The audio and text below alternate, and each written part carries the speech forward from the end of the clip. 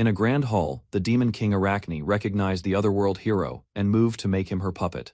Earlier that day, he stood before the final boss during a speedrun event as the audience watched. With precise timing, he executed the final glitch and delivered the finishing blow. A new world record was achieved, earning him widespread recognition.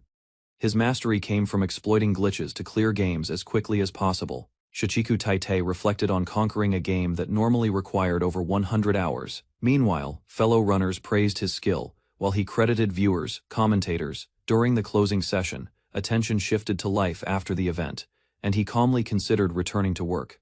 As the summit ended, messages of admiration filled the chat, despite a missed final glitch. Later that night, he sat before his monitors and quietly resumed practice. After countless attempts, Isekai'd continued practicing the difficult final glitch, determined to improve its low success rate. Rather than stopping, he refined every movement, chasing a faster and smoother route through the game. Hours passed as exhaustion built, and his focus gradually slipped during another run.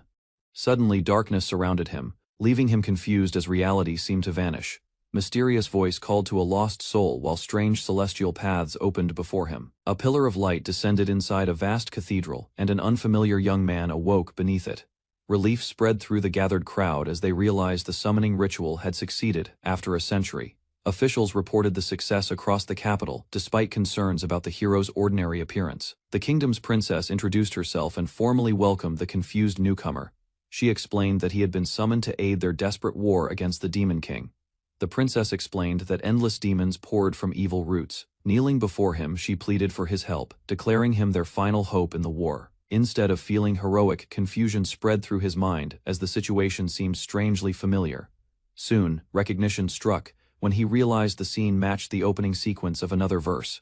At last, he concluded that he had somehow entered the very game he once mastered. He questioned why he was seeing the world through his character's eyes. After testing his movements, excitement replaced confusion as everything felt as responsive as reality itself. A bold idea quickly formed in his mind, turning the crisis into a challenge. Ignoring the princess's ceremony, he sprinted away the moment the timer began. Soon, shock spread across the hall when he used a glitch and ran straight through a wall. While racing through the castle, he explained his route aloud and skipped the holy sword tutorial entirely. Back in the cathedral, the princess finally noticed both the missing hero and the abandoned weapon. Soon, a cat-eared attendant chased after him, struggling to keep up with his pace. Reaching the capital in record time, he immediately began scouting the city for useful shortcuts.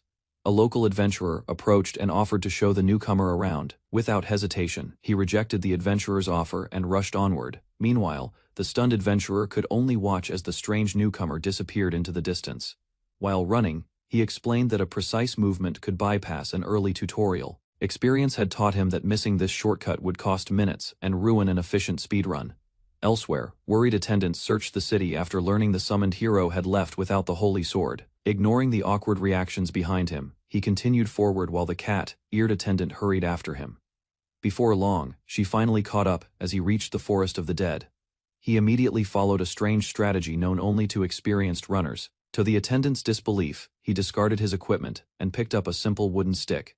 Moments later, he charged directly into a group of undead, leaving his companion completely stunned. Armed with nothing but a stick and determination, he faced the undead while ignoring every warning around him. As the monsters swarmed, he allowed himself to be struck repeatedly instead of avoiding their attacks, leaving him standing victorious despite his battered condition. He explained that the damage was necessary for the route he planned. Without slowing down, he moved deeper into the dungeon while Danya desperately tried to stop him. Despite his injuries, he refused healing and explained that weaker enemies would make the route faster. Keeping low defense and taking damage early created the ideal conditions for later sections. Meanwhile, Danya chased after him, determined to heal his wounds no matter what. Viewing her as a constant obstacle, he pushed forward at full speed through the forest. Once the dungeon was cleared, he finally accepted treatment and continued toward the next destination. Danya warned that Arachne, one of the Demon King's elite commanders, awaited inside. Something about her words felt unusual to him, yet he continued following his planned route. Soon, Arachne's giant familiar appeared and blocked the path, creating a dangerous obstacle. Rather than retreating, he rushed around the creature with precise movements that confused everyone watching. Moments later, he calmly defeated the familiar using only a wooden stick, leaving Dashanya speechless. After defeating the familiar, he paused briefly while an unexpected reward appeared before him. Rather than celebrating, He explained that the wooden stick contained a powerful glitch that greatly increased its strength. Meanwhile, Danya and the princess struggled to understand the strange methods behind his success. Luck favored the run when the defeated mini-boss dropped a useful enhancement item. With preparations complete, he confidently headed toward Arachne Castle, the next major challenge on his route. Inside the castle, Arachne welcomed the otherworld hero and revealed her desire to turn him into a puppet. She launched her attack while Danya tried to protect him from the elite commander. Instead of fighting, he activated a known exploit and ran straight past the encounter. Confusion spread through the hall when he suddenly vanished through the castle wall. Arachne ordered her servants to search every corner while Danya followed the hidden route. He claimed the strongest weapon needed for his strategy and ignored the remaining elite commanders. Explained that a rare bug could warp him directly toward the final dungeon. Danya demanded to know how the world could be saved through endless shortcuts. In response, he revealed that defeating every enemy was unnecessary as long as the game could be cleared. With unwavering confidence, he declared his goal to become the fastest person to defeat the Demon King. After reaching a remote cliff, he announced that the final boss route was finally within reach. Meanwhile, Danya followed him down and quietly reflected on everything she had witnessed so far. Rather than rushing ahead, he used a buff item and reviewed the progress of his run. Satisfied with the results, he counted several successful skips and preparations. For the first time, he began appreciating the world itself instead of only the speedrun. While resting before the final battle, he reflected on surpassing every previous run. Soon, determination replaced doubt as he vowed to achieve an even faster clear than ever before. At last, he reached the Demon King ahead of schedule and prepared for the decisive confrontation. The ruler of darkness recognized the otherworld hero and turned toward the unexpected challenger. Without fear, the Demon King welcomed the battle and promised to erase the arrogant human. He ignored every distraction and followed a precise strategy against the Demon King. Although a single mistake meant defeat, he avoided every attack while striking at carefully chosen moments. Soon, even Danya realized the mysterious newcomer was overwhelming an enemy feared for generations, landed the decisive sequence of blows, and pushed the battle to its end. As the Demon King collapsed, the run reached completion, but he calmly denied that it was over. Just as victory seemed certain, the Demon King transformed and revealed a far more dangerous second phase. Rather than panicking, he calmly explained the attack patterns. Next came a difficult technique he had created himself, one capable of saving precious time. Because success depended heavily on luck, he waited for the perfect sequence of actions to appear. Before attempting the decisive glitch, he quietly asked Danya to pray for his success. As the battle continued, Danya followed his request and quietly prayed, while the Demon King pressed the attack. Fortunately, the next move matched the pattern he had been hoping to receive. Moments later, an unfavorable sequence appeared, threatening to ruin the strategy he had prepared. Unexpectedly, the Demon King shifted attacks at the perfect time, creating a rare opportunity. He credited Danya's prayer and resolved to share the discovery after returning home. He launched into the final technique and raced toward the decisive opening. To Danya's amazement, he began running along the castle wall while maintaining perfect control. Balancing on tiny fragments and invisible edges, he executed a precise sequence that pushed the glitch further. Seconds later, he reached the Demon King's weak point and prepared the finishing strike. As victory drew near, the wounded ruler cursed the goddess while the hero closed in. Executing the Shichiku step perfectly, he reached the Demon King's core before the final attack could stop him. Moments later, the decisive strike landed, shattering the core and ending the battle in record time. Defeated at last, the Demon King collapsed and swore vengeance upon the otherworld hero. Silence filled the hall as Danya struggled to process what she had just witnessed. Soon after, she formally acknowledged that he had completed the mission entrusted to him. With the Demon King defeated, he expected the ending sequence to begin and considered the run complete. Meanwhile, Danya revealed her true identity and explained how peace would soon return to the kingdom. Rather than listening carefully, he reviewed the run in his head and evaluated where time could be saved. He continued searching for ways to achieve an even faster record. Then something felt wrong when the ending scene failed to start as expected. Dasanya revealed that she could no longer return to her original form. Hearing this, he immediately realized something was wrong with the outcome of the run. The missing transformation meant an important condition had not been fulfilled, despite the Demon King's defeat. Meanwhile, Danya struggled to understand why the problem remained unresolved. Faced with the unexpected situation, he concluded that the game itself had not truly ended yet. Realizing the world remained incomplete, he feared being trapped forever. In the capital, a cat-eared girl visits a tailor, uneasy among busy streets and unfamiliar attention. A man suddenly appears without clothing, startling her as his presence draws shock. Later, food and shelter ease the tension while he begins adjusting to the new environment. Wearing basic gear, he claims normal behavior, though his actions remain suspicious to her. They move aside quietly, seeking privacy as she prepares to confront him directly, admitting the event was unintentional and linked to a strange game ending he did not expect. He describes a bug caused by using cleared data, creating invisible barriers that prevent entry through normal doors. The cat-eared girl reacts with concern, realizing the issue could affect many places, despite the problem. She continues eating while he reflects on the unusual glitch. Shichiku reveals his knowledge of the world, trying to make sense of Anverse and her role within it. The cat-eared girl struggles to accept Shichiku's explanation, though her own eyes confirm something is clearly wrong. Concluding the phenomenon is neither magic nor logic of that world, a realization strikes as she links his glitch usage to defeating the Demon King, suggesting a deeper consequence. Shichiku recalls countless runs, noting this outcome never occurred. Both recognize the current glitch behaves differently, breaking expectations, and hinting at unpredictable changes ahead. The girl questions him seriously, while Shichiku denies responsibility, reacting with urgency to clear suspicion.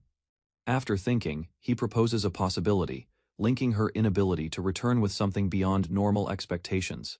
A realization forms as he identifies the situation as the game's true ending. He explains that defeating the Demon King alone only leads to a standard conclusion. Not this outcome. By fulfilling hidden conditions and overcoming stronger enemies, the real ending finally becomes visible to them. The girl listens in confusion as Shichiku begins summarizing the effects caused by glitches in the world. He explains that reaching the true ending will erase those anomalies and restore her original state. Understanding this, she realizes returning to normal would allow her magic to reconnect with her previous world. A quiet pause follows as guilt surfaces, acknowledging the burden placed on him. She refuses his apology while reflecting on her sudden summoning into this unfamiliar world. Shichiku admits he must return home soon, though he values this world despite its uncertainty. A faint smile appears as he expresses genuine happiness from being in Anverse, surprising the girl. Restlessness grows within him, unable to stay calm without acting as he usually does. His habits surface, revealing he constantly treats the world like a speedrun, driven by efficiency. Hearing this, the girl becomes uneasy, sensing his mindset prevents him from truly living in this world. Planning to gather information while staying cautious about their unusual situation, a dark vortex appears beyond the city walls, drawing Shichiku's attention as its presence feels unnatural. The girl explains it as the source of all monsters, something even defeating the Demon King could not fully stop. She warns that peace is fragile, urging vigilance despite the Demon King's fall. Shichiku quietly understands, recognizing a deeper path tied to her fate and salvation, leaving the girl confused as he heads toward the item shop without warning. Walking through the city, he becomes aware of the world's vivid detail, realizing he is truly inside the game. Suspicion grows as he analyzes her behavior, concluding she may not act like a normal character within the system.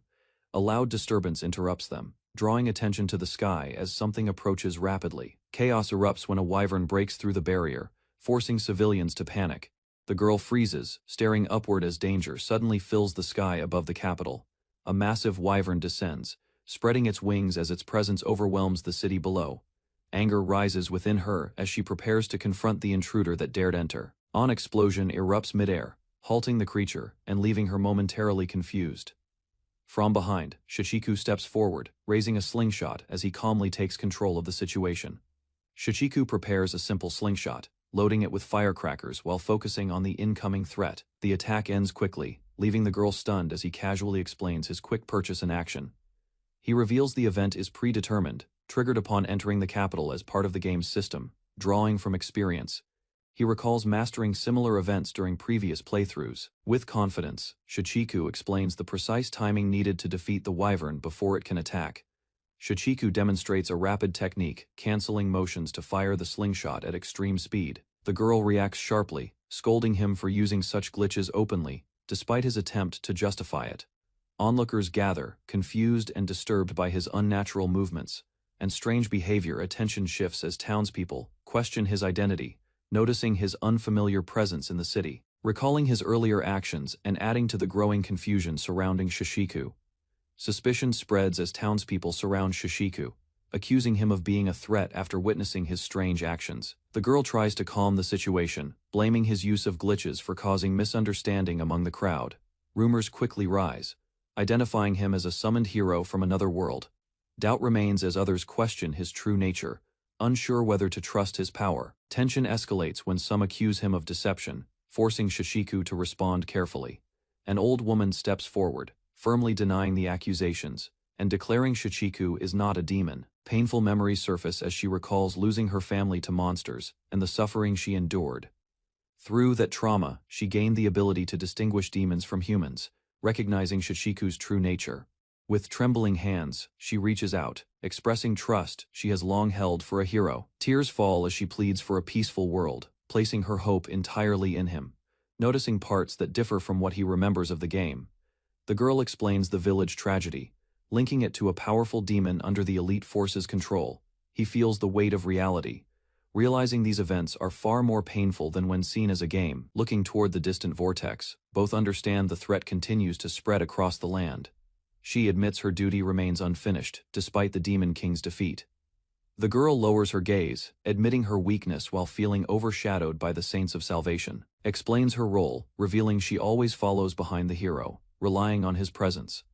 Walking together, she finds comfort in his company, even in dangerous and unfamiliar places. That reassurance allows her to stay calm despite the ongoing threats surrounding them. Shishiku smiles gently, expressing deep admiration for her, leaving her completely stunned. Her low ranking, comparing it to popularity systems while insisting her true value is much higher.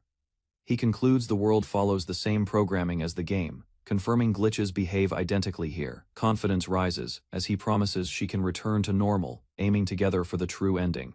They share a brief moment of unity before shifting back to practical concerns. At the guild, reports reveal no damage, surprising everyone with the flawless outcome. Inside the guild, rumors spread as adventurers argue over the sudden appearance of a supposed otherworld hero. The guildmaster arrives, observing the situation calmly as a separate event begins unfolding beyond the hero's direct involvement. Inside the guild, Jean confronted the newcomer with visible anger, recalling being ignored the previous day. He stepped closer, expression intense, asserting dominance and testing the newcomer's resolve. Shishiku showed little fear, though his face hinted at quiet frustration and confusion. Later, regret surfaced as he bowed slightly, acknowledging his reaction had been excessive. Memories of repeated failures weighed on him, reminding him how past mistakes still influenced his actions. The newcomer reflected on past mistakes, realizing his reactions were tied to lingering regret and buried memories. Jian observed him carefully, suspecting deeper guilt connected to someone from the boy's past. Tension eased as both acknowledged a misunderstanding, allowing a more respectful connection to form. Discussion shifted toward the guildmaster, revealing her absence and raising questions about current priorities.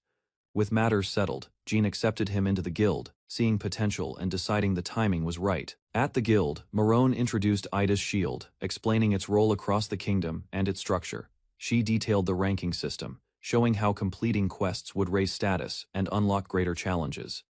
The newcomer learned he could register without an exam, thanks to a trusted recommendation. Jian added that the guild's badge granted credibility and easier travel between cities. Hearing about rewards and Ida's influence, the group recognized the opportunities awaiting ahead. The group admired Ida's presence, recognizing her influence as a reason many joined the guild. Tension rose briefly when emotions flared, though the situation quickly settled without escalation. The newcomer observed everything closely, noticing how interactions felt more vivid than expected.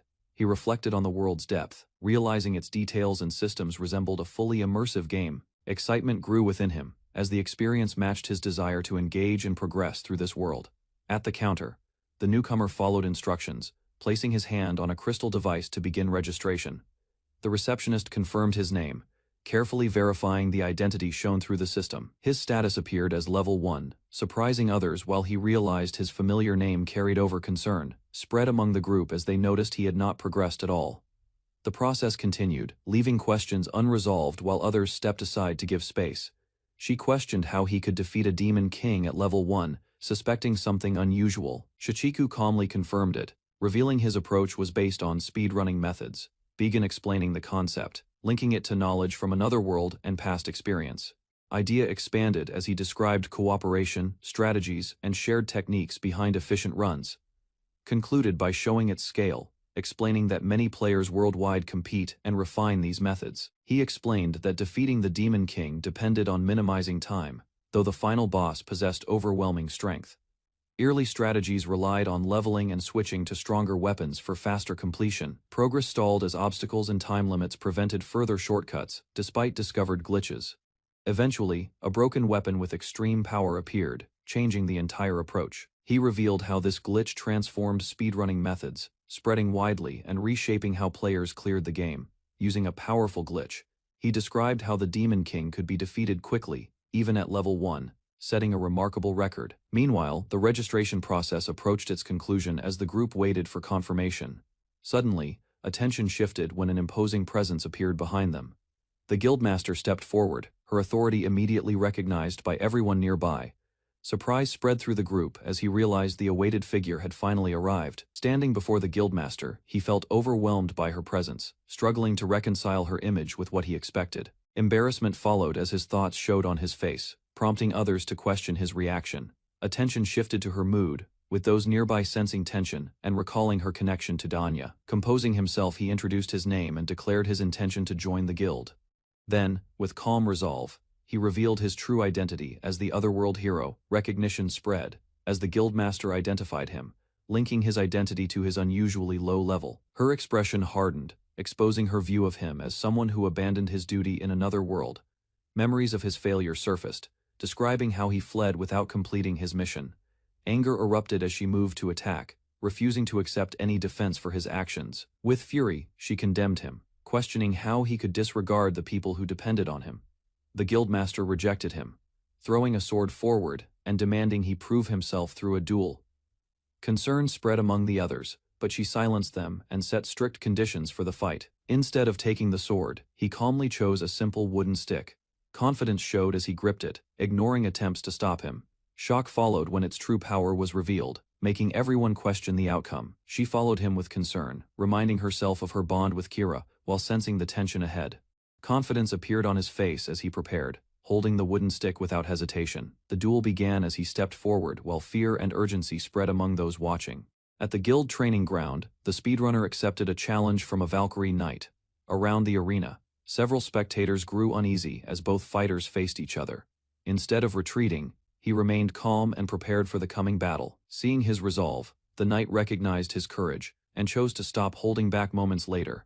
She activated a divine skill, releasing immense power and signaling the true start of their duel. As the Valkyrie activated her blessing, the spectators immediately noticed her armor changing and sensed the danger ahead. Enhanced by divine power, her body gained far greater strength and speed than before.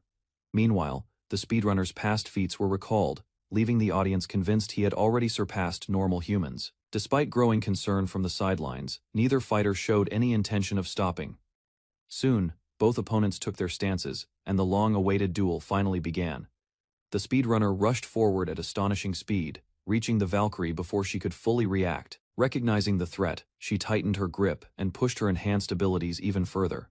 However, sending him flying across the training ground and shocking the spectators. Soon after, the crowd ran toward the fallen challenger, while the Valkyrie calmly watched from a distance. He stood up again, saved by his equipment, and ready to continue the match. After the clash ended, the spectators hurried over and used recovery magic to treat the injured speedrunner.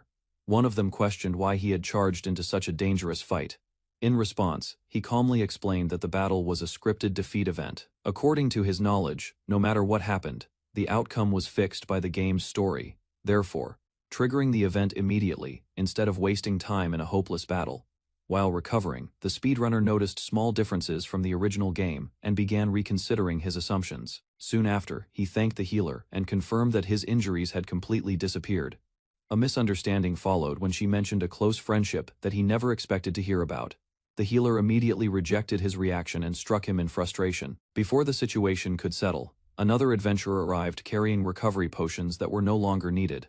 After the duel, Kira approached Shachiku and questioned whether he had intentionally thrown the fight. Only someone equal to or stronger than her could have reacted that way.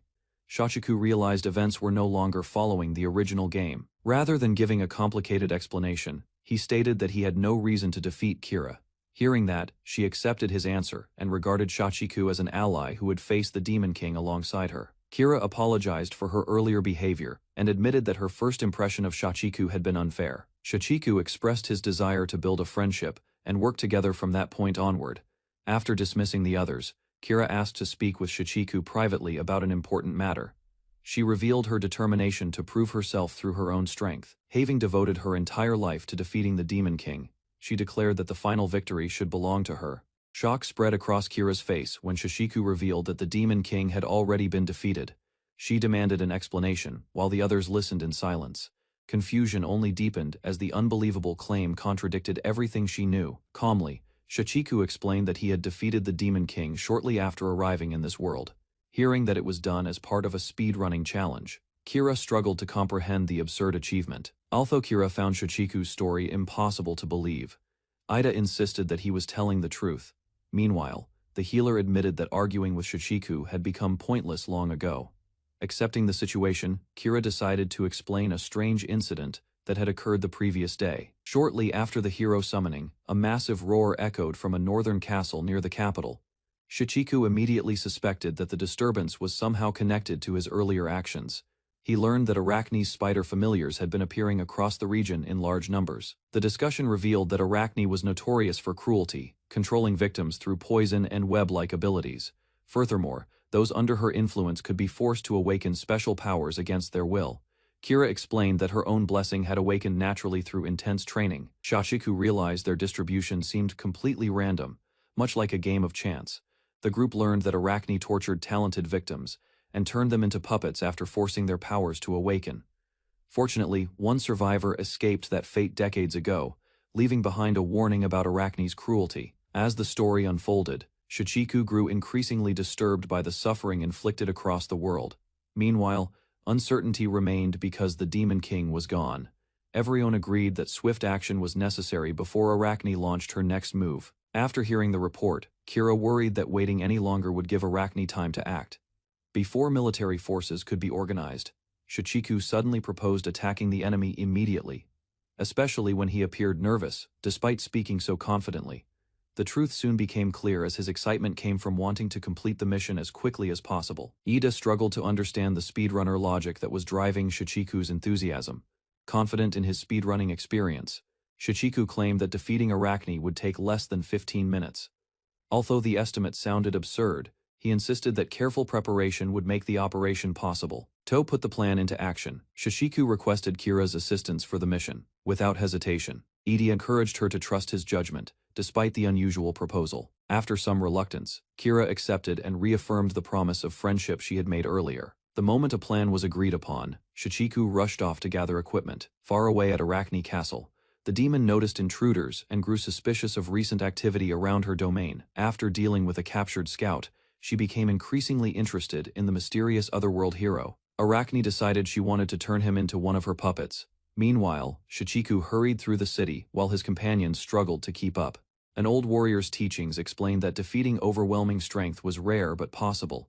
Those lessons stressed that equipment and preparation often determined victory before battle began. Near an abandoned mine, the group completed preparations.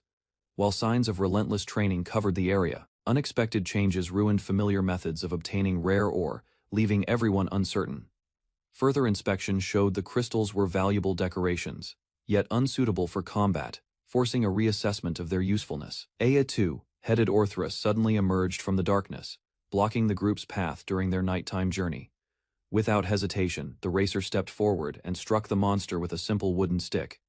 Relief spread through the area as the unexpected encounter ended almost immediately. Watching the scene, the knight struggled to comprehend how such a powerful creature had fallen so easily. Amazement lingered among the party, while the racer calmly continued ahead. After defeating the Orthrus, the knight advised collecting its magic stone. Surprise spread across the group when they realized the racer had ignored valuable drops from previous battles. Concern followed as the knight recalled reckless actions against powerful monsters despite the racer's low level. Rather than argue, he calmly approached the fallen beast and prepared a demonstration. Moments later, the pulsing magic stone emerged, revealing why ordinary rules rarely applied to him. The racer crushed the magic stone, causing a brilliant light to burst across the area. Fragments floated upward before vanishing completely, leaving behind an unexpected result. Confusion appeared among the onlookers as he calmly displayed what remained. Instead of celebrating, he explained the real issue behind the reward. A lengthy acquisition sequence consumed valuable seconds, making level gains undesirable for someone focused solely on speedrunning efficiency. The racer explained that collecting magic stones had become a habit he abandoned to save precious seconds during runs. Meanwhile, the cat-eared adventurer tried to understand his reasoning. A brief exchange stirred old memories, causing the knight to notice a familiar warmth in another companion. Attention shifted back to the mission, as preparations for the Arachne subjugation resumed. Upon reaching the Adventurers Guild, the party received recognition for securing valuable magic stones. At the guild, the staff introduced a special purifier, designed to process collected magic stones safely. Next, the stones were placed inside the machine and mixed with a crystallization solution. During the explanation, the party learned that monsters formed when creatures absorbed excessive miasma. As the purifier operated, the harmful miasma was removed, making the stones safe for human use. Soon afterward, the process was complete, allowing the racer to gain several levels at once.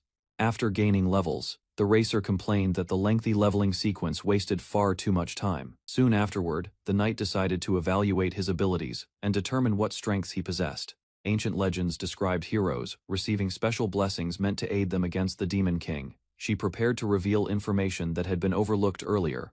Unease appeared on the racer's face as everyone gathered, eagerly waiting to learn his hidden abilities, revealing that the newly summoned hero appeared to possess no special skills at all. Disappointment spread quickly as expectations collapsed and comparisons to legendary heroes began to surface. Meanwhile, the racer accepted the result, believing he was merely an ordinary adventurer with a wooden stick. Confusion followed when unfamiliar symbols appeared, leaving the group unable to understand their meaning. Knight realized those strange characters represented a skill never recorded in this world. The knight carefully copied the mysterious symbols, while the racer struggled to recognize the unfamiliar writing. Once completed, the translated text left him stunned by its strange and seemingly meaningless contents. Questions quickly filled his mind as he wondered whether the hidden skill was connected to an unknown game exploit. Knight announced her intention to challenge Arachne alone. Alarm spread through the room as the others learned she planned to proceed without official approval. Kira remained determined to face Arachne alone and keep the threat away from the capital. Doubts persisted because the hero's abilities remained unknown, while their only notable resource was a rare scale ore. After observing him for days, Kira admitted she still could not understand his intentions.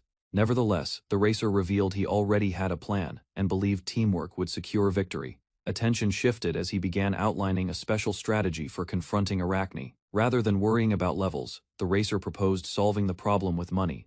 Instead, though they quickly realized powerful mercenary parties could be hired, unfortunately, the value of their scale ore was far below the cost of recruiting elite adventurers. Another obstacle emerged when using guild funds risked attracting unwanted attention from influential figures.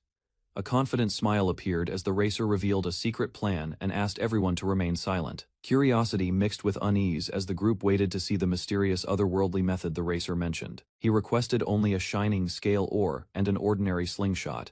Without further explanation, the racer repeatedly equipped and unequipped the ore while manipulating the slingshot. Bewilderment spread across the room as everyone watched the bizarre procedure unfold. Suddenly, he stopped and calmly declared success, leaving the others even more confused than before. The racer revealed that he had successfully created a ghost slingshot through an unusual inventory manipulation trick. Next, he explained that removing the scale ore under specific conditions altered the item's state. Moments later, countless copies of the valuable ore spilled across the table. He celebrated the sudden fortune and proposed selling the duplicates. Shock quickly turned into panic as the group struggled to comprehend the absurd exploit he had discovered. Examining the duplicated ores, the knight confirmed that every copy appeared completely genuine and usable. Concern followed as the group considered the consequences such wealth could have on the market. Gradually, the knight accepted that his strange knowledge came from a world far beyond her understanding. With preparations settled, determination returned as the party focused on defeating Arachne the following day. A speedrunner arrived at the Merchant Guild and dumped 999 shining scale ores onto the counter for exchange. Inside the headquarters, the receptionist noticed the massive pile and froze in disbelief. After checking the ores, her appraisal confirmed they were genuine, leaving her unable to doubt the result. Panic spread across the staff as she demanded every available gold coin to complete the transaction. Meanwhile, the speedrunner realized the exchange was causing unexpected problems. The guild finally handed over 9,990 sen in gold coins, completing the massive exchange. Without hesitation, the speedrunner packed the money and left. Using equipment prepared earlier, he rushed toward the next step of his route. Behind him, his companions followed while trying to keep up with his constant movement. Soon, a message arrived from Marone, forcing the group to consider an unexpected development in the plan. A message revealed that a powerful rank party had arrived at the North Plaza, drawing the speedrunners' attention. Soon, the famous Silver Dragon Fang party appeared, causing excitement to spread through the crowded square. People gathered around the group, eager to witness the legendary adventurers in person.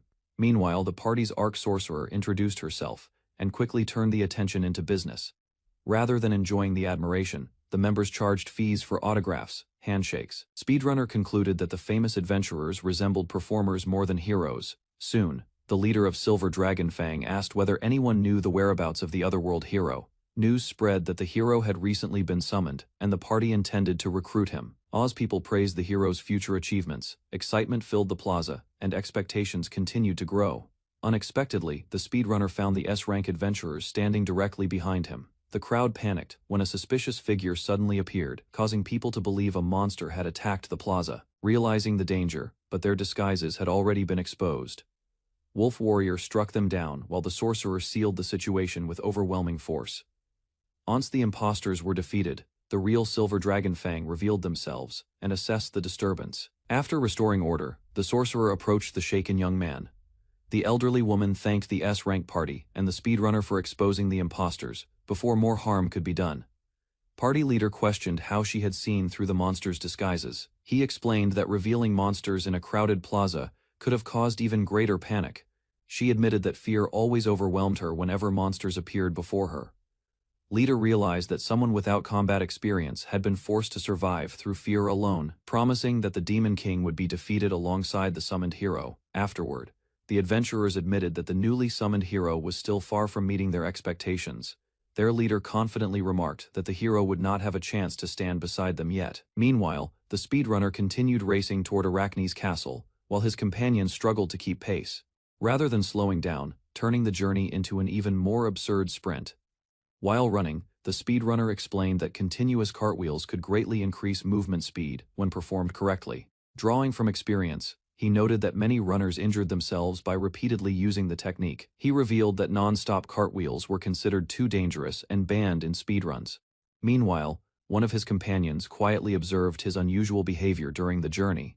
The longer she traveled with him, the more difficult she found him to understand. Kira caused a commotion in the royal castle, while desperately trying to stay beside her friend, Princess Ida. She boldly insisted that their friendship mattered more than formal status. Soon, the chief priest reminded everyone that Ida carried the burden of becoming the world's future savior. Ida was forced into constant training and had little freedom as a child. After witnessing Ida's harsh treatment, Kira became convinced that the princess was being unfairly mistreated. The priests justified Ida's suffering as necessary preparation for summoning the otherworld hero. According to their beliefs, the ritual could only occur once every 100 years and could not be allowed to fail. They viewed the summoned hero as humanity's only hope against the Demon King's invasion. Even so, Kira questioned whether sacrificing Ida's happiness was truly acceptable. She condemned everyone for placing their hopes on a stranger while burdening Ida alone. Unable to accept the priest's reasoning, Kira angrily demanded that the kingdom stop placing its hopes on a single child. Chief Priest challenged her to take responsibility herself if she disagreed so strongly. With cold confidence, he dismissed her as someone lacking the talent needed to protect the world. The insult only strengthened Kira's determination instead of discouraging her. Moments later, she grabbed a sword, shocking everyone who witnessed her response. Refusing to surrender, Kira swore that she would surpass every swordsman, defeat the Demon King, and protect Ida herself. Tears filled her eyes as she begged everyone to stop mistreating her closest friend. She abandoned her beloved music and devoted herself entirely to swordsmanship. Years passed, bringing unmatched skill, powerful equipment, and recognition throughout the kingdom. Despite all her achievements, she still could not free Ida from her endless training. Despite the Demon King's defeat, Kira realized that Ida's struggle had never truly come to an end. Having gained immense strength, she finally understood how naïve her childhood views had been. Her wish remained unchanged as she continued searching for a way to ease Ida's burden. Meanwhile, she noticed the speedrunner moving far ahead and hurried after him through the city. Kira questioned why someone so capable refused to join an S-rank party. When Kira suggested joining an S-rank party, the speedrunner immediately rejected the idea without hesitation. His answer left her speechless, while his companion quietly admitted she had expected that response. At the same time, the Silver Dragonfang party confirmed that they had no intention of appearing for recruitment. Confused by his refusal, Kira chased after him through the streets, determined to learn his real reason. 50 years earlier, life moved peacefully in Tadanka village on the outskirts of the capital. Lauren spent her days helping others and caring for her family. Meanwhile, her younger sister Norin recovered from a recent illness and eagerly prepared to accompany her. Together, the sisters planned a trip to the nearby mountains to gather wild berries. Before their departure, a villager warned them about monsters recently seen near the area. As the sisters left the village, neighbors called out with warm praise. Several villagers offered reminders and advice, urging caution while also joking about Norin's energetic habits. The pair headed toward the mountains to gather berries before sunset. Along the forest path, Norin brought up stories of the legendary hero whose adventures she had studied. Dreams of distant lands filled her thoughts as she imagined visiting the remarkable places described in those old records. Norin excitedly spoke about gaining a special blessing that could help her become strong enough for great adventures. Lauren listened as her sister explained that divine gifts granted unique abilities to certain people. Confidence filled Norin as she imagined training hard and overcoming every challenge that awaited her, who quietly pointed out how much time would pass before such dreams could come true. Their discussion ended abruptly when an unfamiliar smell drifted through the air. A strange odor led the sisters to a cliff, where they witnessed a horrifying scene unfolding in the village below. Flames spread between houses while giant spiders roamed the streets. Shock overwhelmed Norin as she struggled to accept the destruction happening before her eyes. Suddenly, a massive spider appeared nearby and turned its attention toward the two sisters. Its gaze fixed on them before it advanced. Having finally discovered new prey, fear consumed the sisters as the giant spider selected them as offerings. Inside its nest, captives were examined one by one while the creature searched for individuals with useful abilities. Bound within thick webs, Lauren became the spider's next target as it prepared another cruel test. A failed result led to a brutal fate, leaving Lauren gravely injured before her sister's eyes, her scream echoing through the nest as despair overwhelmed her. Years later, her memories dragging her back to the day she lost Norin. Tears fell as she realized nothing had changed, and the pain of that tragedy still remained. She struggled to calm herself while the haunting memories lingered. Elsewhere, a determined woman fixed her gaze forward, preparing for a mission of her own. At the ruins of former Tadanka village, now known as Spider's Highway, a new journey quietly began. Group entered the ruins that had remained untouched since Arachne's attack 50 years earlier. Scattered belongings and preserved structures suggested the area had barely changed despite the passage of time. Abandoned tools and personal items lay where they had been dropped. A painful memory surfaced as Kira quietly recalled someone connected to that forgotten tragedy. Soon after, the group spotted a lone figure ahead and hurried forward to catch up with him. Their guide explained that the area remained the most dangerous part of the route. A swarm of giant spiders emerged and surrounded the travelers from every direction, but the guide stopped her before she could draw them into battle. The others questioned how he intended to overcome such overwhelming numbers. Instead of fighting, he calmly chose a faster path forward, determined to pass through the swarm without wasting time. Trusting the guide's instructions, the group charged directly into the swarm and attempted to match his movements, explained the spider's predictable attack patterns and led the others through narrow openings between them. As more monsters closed in from behind, the route became increasingly dangerous. He scattered gold coins across the ground, while continuing to run. The spiders immediately abandoned their pursuit, allowing the group to escape without a single battle. After clearing Spider's Highway, the guide treated the escape as a routine success, especially when he showed little reaction to the ruined village around them. Kira began to suspect that he viewed the entire conflict through a completely different perspective than everyone else. To him, defeating Arachne appeared to be nothing more than a challenge measured by speed and efficiency. Meanwhile, a bell rang as an important gathering was called. Deep within the Demon King's domain, a summons echoed through the throne hall as powerful rulers gathered before their fallen king. With cold determination, she demanded the head of the otherworldly hero as an offering to their cause. Shichiku's team was mining shining scale ores while he quietly observed the situation. Meanwhile, the Demon King's Elite Four gathered around a round table. Through the Gate of Purgatory, Arachne arrived using a transportation spell that connected the Elite Four's bases. Across the room, one member noticed her late arrival and mocked her slow pace. Raspy teased Arachne's poor memory while Brahms calmly watched the exchange as the meeting finally began. Arachne grew irritated as Raspy mocked her age and compared her to a child. Brahms quietly watched while Raspy continued the teasing, making the insult even harsher anger. quickly boiled over, and Arachne fired back with a sharp insult of her own. Before the argument could escalate further, Morphamut silenced the room. The mood immediately shifted when she revealed the reason for the gathering. The Demon King had lost the Dark Sunday. Morphamut suddenly broke into tears and announced that the Demon King had died.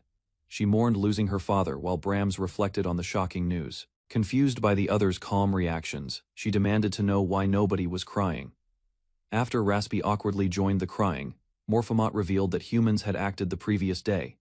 The meeting fell silent when she explained that a newly summoned hero had defeated the Demon King on the same day. Refusing to believe that the Demon King could have been defeated so quickly, Arachne lost her patience and grabbed Raspi, convinced the reaction was mocking the tragedy. After calming down, she admitted that even she found the news difficult to accept. Determined to prove the truth, Arachne prepared a way to reveal the final moments. She summoned the Eye of the Dead, an artifact capable of replaying events before death. The Elite Four gathered around the artifact and watched as the Eye of the Dead began revealing the Demon King's final moments. To their surprise, a nearly naked young man appeared inside the vision. Shock spread through the room as they realized the stranger was the recently summoned hero. Moments later, but the hero became distracted by a small creature. Despite the confusion, every strike missed him as he effortlessly avoided the assault. Recording left the Elite Four stunned as the Demon King appeared to fall after only a few exchanges. Their disbelief deepened when the hero revealed that his weapon was nothing more than a wooden stick. The observers struggled to accept what they were witnessing. Arachne slowly realized the outcome was real, and her confidence began to fade. She bitterly concluded that her father had been slain in an absurdly simple manner within minutes. Morphamut swore vengeance against the otherworld hero who had killed and humiliated her father. Seeing her outburst, Arachne realized she had something important to discuss. Without hesitation, Morphamut demanded any information related to the hero's identity and abilities. Attention soon turned to Arachne, whose powers made her the most likely source of useful knowledge. She admitted that even with her abilities, she knew nothing about the mysterious hero. Arachne walked through the halls while thinking about the hero who had changed everything. A dangerous ambition soon took shape, as she decided to obtain the otherworld hero's mysterious power. Rather than seeking revenge alone, she imagined removing rivals and securing greater influence for herself. An even bolder plan followed when she considered turning the hero into her personal puppet. He believed she alone could control the overwhelming power he possessed. Arachne became fascinated by a legendary defensive skill called Karna Kavacha. The power could block nearly every physical and magical attack directed at its user. One limitation remained, however, as the skill could still be overcome by the hero's strongest spear. Memories of serving under the Demon King deepened her desire to change her fate and seize authority. Consumed by ambition, Arachne envisioned herself becoming the next Demon King and ruling without opposition. Filled with excitement, Arachne hurried through her castle while wondering what her subordinates had discovered. Halfway down the stairs, she ordered them to bring the otherworld hero to her immediately. Heavy tremors shook the building as several unexpected visitors appeared inside the castle. To her shock, the hero stood among them and calmly greeted everyone before she could make a move. At the Demon King's castle, the speedrunners' party encountered Arachne, an elite guardian blocking their progress. Her identity quickly became clear, revealing a dangerous opponent far stronger than ordinary enemies. Before the battle, he outlined a strategy, warning that swarms of small spiders would attack first. Doubt emerged as the group compared Arachne's power to monsters they had already defeated. Drawing from experience, the speedrunner realized the world's difficulty had increased. Concern spread through the party as the speedrunner revealed that his plan had already accounted for the current situation. According to his strategy, defeating Arachne required eliminating weaker monsters first. To support that approach, he specifically brought Kira along for the battle ahead. Moments later, the group advanced toward the staircase where Arachne calmly awaited their arrival. Rather than retreating, the speedrunner stepped forward and prepared to confront the elite guardian directly. As the confrontation began, Arachne noticed the new companions standing beside the speedrunner and his party. Without hesitation, she activated a strange ability intended to turn everyone present into obedient puppets. Dark spheres struck Kira directly, causing the attack to take effect immediately. Moments later, Kira's body trembled uncontrollably before collapsing onto the floor as the party watched in shock. Confusion spread across the battlefield when the speedrunner realized he remained alive.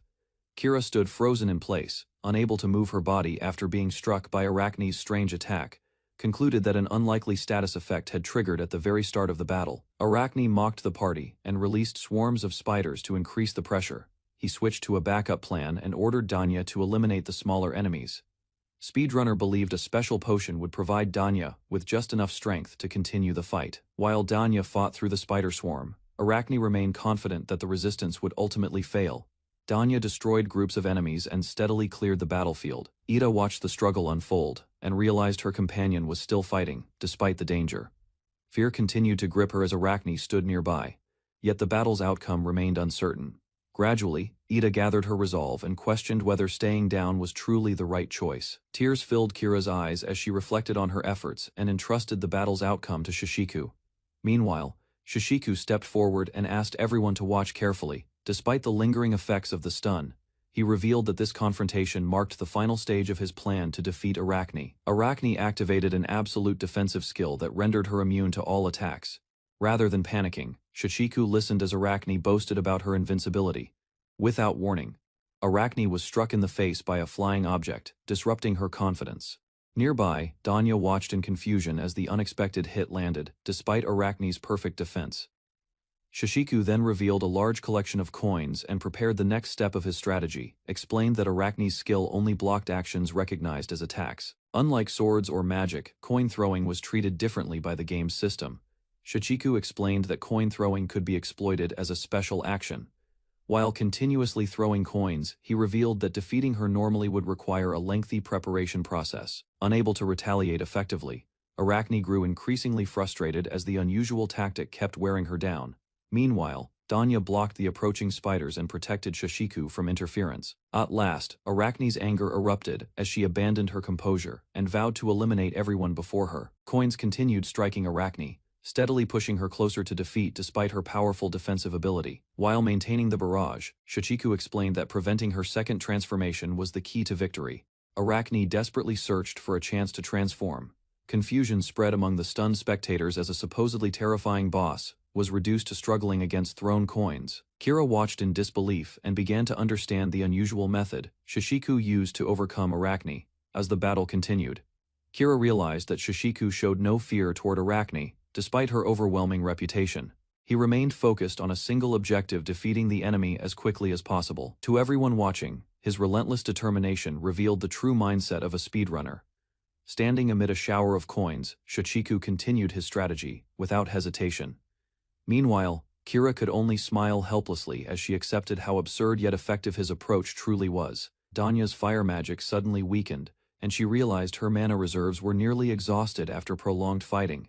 A large group of spiders rushed toward her, sensing an opportunity to overwhelm their opponent. Fear crossed her face, yet she tightened her grip and prepared herself for one final effort. Before the spiders could reach her, Kira launched a powerful technique. Moments later, the attack continued, tearing across the battlefield, clearing a path, continued cutting through the remaining spiders, and declared that she would handle the enemies surrounding the battlefield. Shishiku calmly continued the final phase of his strategy against Arachne. With only one hit remaining, he prepared the last coin needed to finish the battle.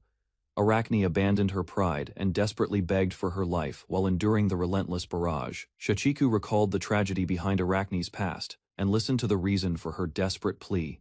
Ignoring Arachne's desperate pleas, Shishiku remained focused on his goal and declared that time mattered more than anything else. With Arachne defeated, Shishiku completed the encounter and stopped the timer, successfully finishing his speedrun strategy. A giant spider, like boss, unleashed a powerful attack, while the girl stood beneath its shadow. Unexpectedly, the skill backfired and the creature perished instead, leaving only a skeleton behind. Across the hall, the party stared at the outcome as the blue-haired runner confirmed the battle had ended. Afterward, he reviewed the run and examined several mistakes that wasted valuable time. Suddenly, the castle trembled violently, forcing everyone to face a new threat.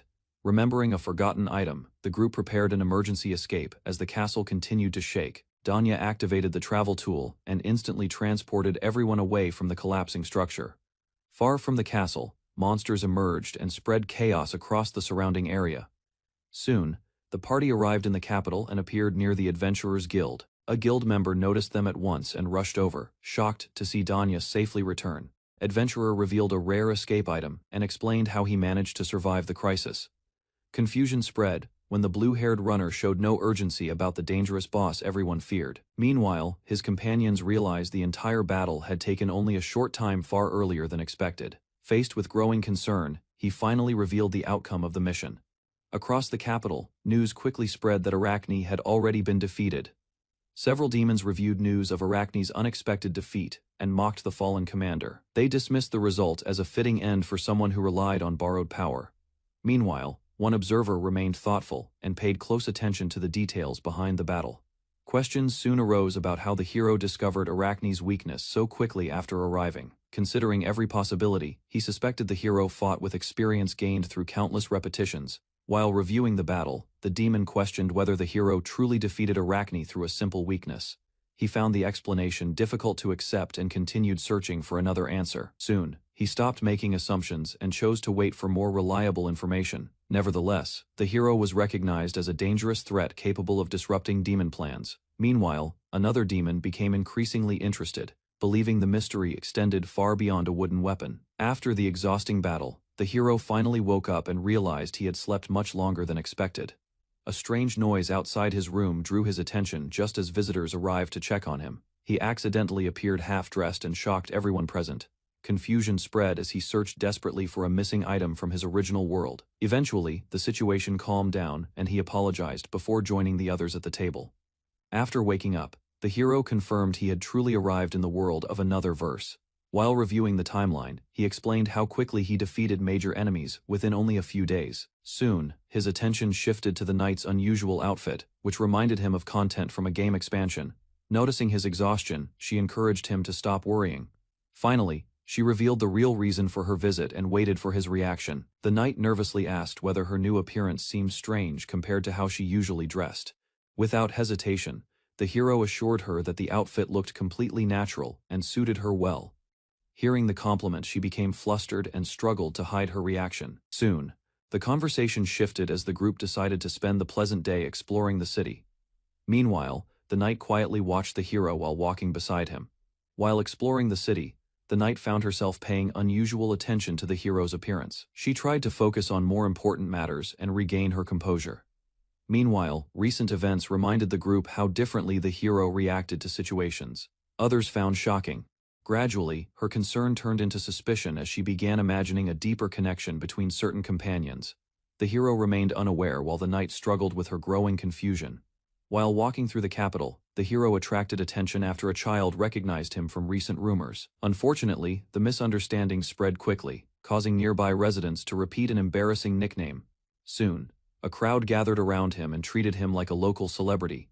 As more people arrived, news of Arachne's defeat became the center of discussion. Before long, excited children surrounded the hero, leaving him overwhelmed by unexpected popularity. While enjoying the attention from the townspeople, the hero noticed his companions reacting differently to the unexpected situation. Later, the group visited a small house in the refugee district. After receiving an important lead, mysterious resident welcomed them and revealed an item recovered from Arachne. Upon examining the object, the hero immediately realized it could be connected to someone significant.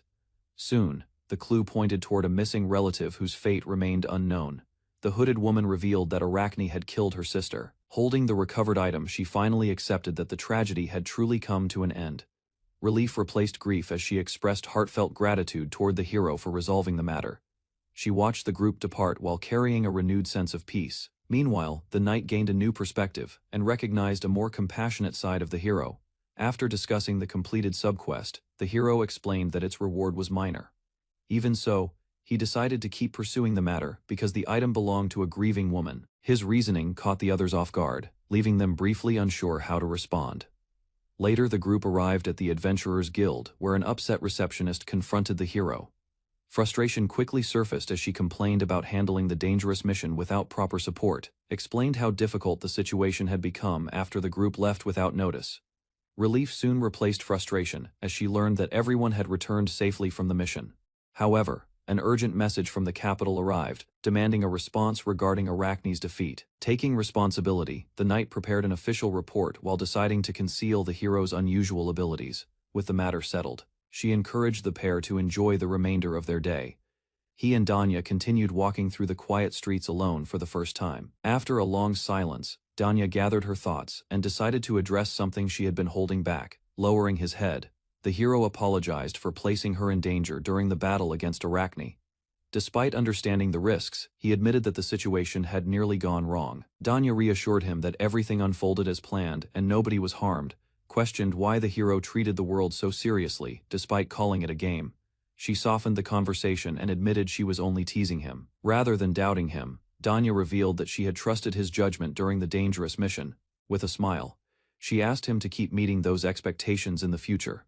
Hearing his name spoken by her for the first time, the hero froze in surprise. While reflecting on Danya's words, the hero quietly concealed the thoughts running through his mind. Suddenly armed soldiers surrounded the pair and interrupted their peaceful walk through the capital. Without understanding the situation, the hero was identified and ordered to accompany the guards immediately. Before tensions could rise further, a noblewoman stepped forward and clarified his status as an honored guest. Moments later, her appearance brought the confrontation to an abrupt end. As the noblewoman approached, Danya immediately noticed something unusual and reacted with visible confusion. Ada Falshula, the kingdom's sole princess, holds overwhelming holy power, revered as a being near divine. Within Falshula Castle, her presence shapes the capital, where authority and faith quietly revolve around her existence. Inside the tower, a small group approaches the princess, their visit guided through guarded halls and silent watch. Guards are dismissed as she asserts control, allowing only selected companions to remain beside her. Soon, an anomaly appears revealing two identical existences overlapping. The boy analyzes the situation, realizing the world behaves like a manipulated system. An unknown bug reveals itself inside the tower, as the girl notices inconsistencies that should not exist within normal logic. Companion drops her act, exposing awareness that disrupts the expected flow of events. Without warning, the princess shifts form violently, her presence changing into something overwhelming and unnatural. Relaxing afterward, recognizing the connection between identities and the one the boy favors, his composure breaking under the weight of a truth he cannot ignore. The girl reveals the seated figure as Ain, exposing a connection between the princess. The boy confusion spreads, while the system's logic collapses, as knowledge of the world fails to explain the presence before them. Memories surface within the boy, yet none match the anomaly, now standing in front of him. The truth becomes clear, as the entity declares itself non-existent, exposing the hero's origin, revealing a disgraced noble whose actions led to an illegitimate bloodline tied to the royal family. Neglected and unrecognized, the child grows in isolation until secretly accepted as a substitute for the princess, choosing comfort over hardship, preferring life within the castle over the struggles outside. While the boy questions why such truth was never known despite his knowledge, doubt deepens as the situation defies logic, marking the hero as an irregular existence within the system. Princess begins revealing hidden events, pointing out how the boy completed an impossible feat within days. Discussion shifts to politics, where his rapid victory causes unrest among officials and disrupts planned agendas. Attention turns to the Wise Sages Congress, a powerful group influencing decisions. Memories from another record confirm their existence, exposing restrictions placed on the hero to limit his actions. Concern grows among certain members, as his abnormal success unsettles those aware of the truth. Concern spreads among observers as the rapid subjugation triggers suspicion, forcing the Wise Sages Congress to react immediately. Realizing his actions are being redirected to serve another's hidden objective, Ain steps forward as the princesses stand, intent on uncovering the full truth beyond what others can perceive. Pressure builds as the girl urges him to reveal everything, including details from before his summoning. Tension rises as a warning follows, preparing him to face an unsettling and unexpected reality. Ain calmly listens, showing no surprise as the truth begins to surface, her composure steady despite the implications. Sudden shock breaks her expression when she learns the Demon King has already been defeated, describing a speedrun-like outcome that contradicts the world's natural progression. Confusion spreads as others struggle to accept the abnormal result. Realizing such an event should be impossible, regaining control, Ain decides to manage the aftermath, choosing to handle the political consequences personally. Suspicion remains as Ain refuses to fully trust the boy, unsettled by the unnatural speed. Attention shifts to the outskirts, where land once ruled by monsters becomes the focus of a rebuilding plan. With the threat gone, opening the possibility for restoration through his speedrunning ability, a broader strategy forms, aiming to prevent future dangers while attracting settlers. Confidence grows in his abilities, as the plan relies heavily on his unmatched speed to complete the task quickly. Ain proposes a short deadline, testing the boy with a task far beyond normal expectations. Doubt fills the room as rebuilding a village so quickly seems impossible. Behind her calm expression, she plans carefully, intending to observe his limits, while others prepare the foundation. The challenge becomes deliberate, designed to measure his true nature while keeping him occupied. Confidence remains in her tone as she urges him to proceed, unconcerned whether he succeeds or fails, expecting proper walls, housing, and prepared land to restore the ruined village. The task is framed as part of a larger progression, where speedrunning could bypass normal limits and complete it efficiently, comparing it to past feats and treating it as another objective to clear. After brief thought, he estimates an absurdly short time, revealing confidence far beyond expectations. Shock immediately follows, as Ain reacts with disbelief, unable to accept such a casual answer. Ain reacts strongly, rejecting the absurd timeframe and emphasizing how rebuilding should take years of effort. The girl interrupts firmly, silencing the argument while defending the hero chosen to save the world. Calm authority returns as she urges reflection, forcing Ain to reconsider her harsh judgment. Realization settles in, understanding her reaction was driven by emotion. Tension eases as the girl explains the concern behind Ain's behavior, offering an apology to restore balance. She points out his strange habits, listing unusual actions that make him difficult to fully trust. Despite doubts, she admits his speed-running ability is reliable, believing he can accomplish what he claims, reassuring Ain while acknowledging his odd nature does not make him dangerous. Ain quietly accepts the explanation, though lingering uncertainty remains about his unpredictable behavior. With a plan set, the boy prepares to act, aiming to complete the task swiftly the following day. Shichiku proposes visiting the site directly, while Ain mentions her duties, leaving the task to him, giving him freedom to act while planning to observe the outcome later. Thoughts deepen as he questions the existence of entities that should not appear within the known system. Him to reconsider the world as something more real than a simple game structure. Realization forms as he identifies unknown variables, understanding that such elements threaten any planned route. Shichiku reflects on uncertainty, hoping his plan will succeed, despite growing doubts about unexpected changes. Meanwhile, danger rises at the village ruins, as monsters appear and a powerful spell reshapes the battlefield. An elite party stands ready, their strength evident as they confront threats surrounding the area. The group maintains control, noting the increasing monster presence while continuing their defense. News arrives that the otherworld hero will soon appear, shifting attention toward the coming encounter. Party questions the hero's sudden success, uncertain how such a powerful enemy was defeated so quickly. Shifting their role from support to closely observing the hero's actions, plans are made to meet him, intending to evaluate his abilities and understand his true nature. A warning emerges as a nearby presence signals the approach of another strong threat. Tension spikes instantly when the wolf reacts, triggering a sudden detection that reveals danger closing in. A strange slime appears near the ruins, drawing the party's attention as it moves with unnatural behavior. Without warning, a sudden strike lands, disrupting the formation and forcing an immediate reaction. Confusion rises when the creature shows intelligence, speaking and analyzing its surroundings while evading attacks. Its true form emerges, revealing a humanoid figure controlling the slime with precision. The battle intensifies as attacks narrowly miss, exposing its weakness, while tension builds among the fighters. Creature mocks the group while regenerating, showing little concern for the damage it receives. Warrior demands power, preparing for a stronger counterattack as tension rises among the party.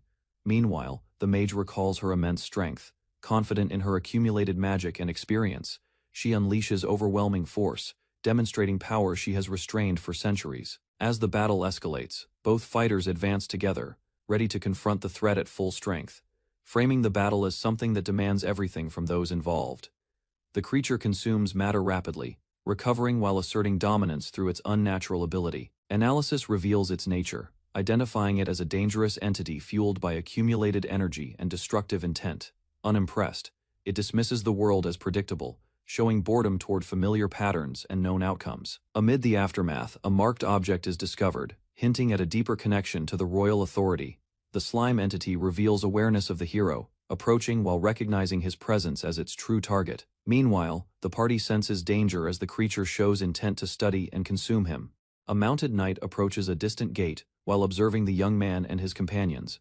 As they ride across open land, the knight reflects on another figure's guarded nature. The group considers relationships around them, noting one person's rare openness and another's distant behavior. Unease grows as the young man senses something unfamiliar, questioning the nature of those around him. New party appears ahead, signaling arrival at a village and the start of another encounter. A camp stands quietly as a seasoned warrior introduces his party, identifying their rank. Inside the tent, outlining their roles while establishing authority within the group, offering support and confirming their mission to assist a hero from another world. A noble woman steps forward, revealing her lineage and status, while being recognized as an observer of the situation. Formality fades as she downplays her status, choosing to act simply as an adventurer among them, recalling their abilities and feeling relief seeing familiar figures from the game world. Inside the tent, a brief pause is broken as an energetic girl reacts excitedly upon meeting the otherworld hero for the first time. Hidden thoughts emerge as the girl's ability reveals her secret.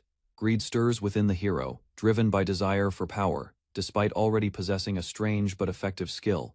Meanwhile, valuing him as something rare, while the party's reputation remains strong, presenting the summoned hero while attention shifts toward a quiet cat-eared girl, suddenly revealing her role as a cat mage and displaying an overly cheerful personality that surprises the hero.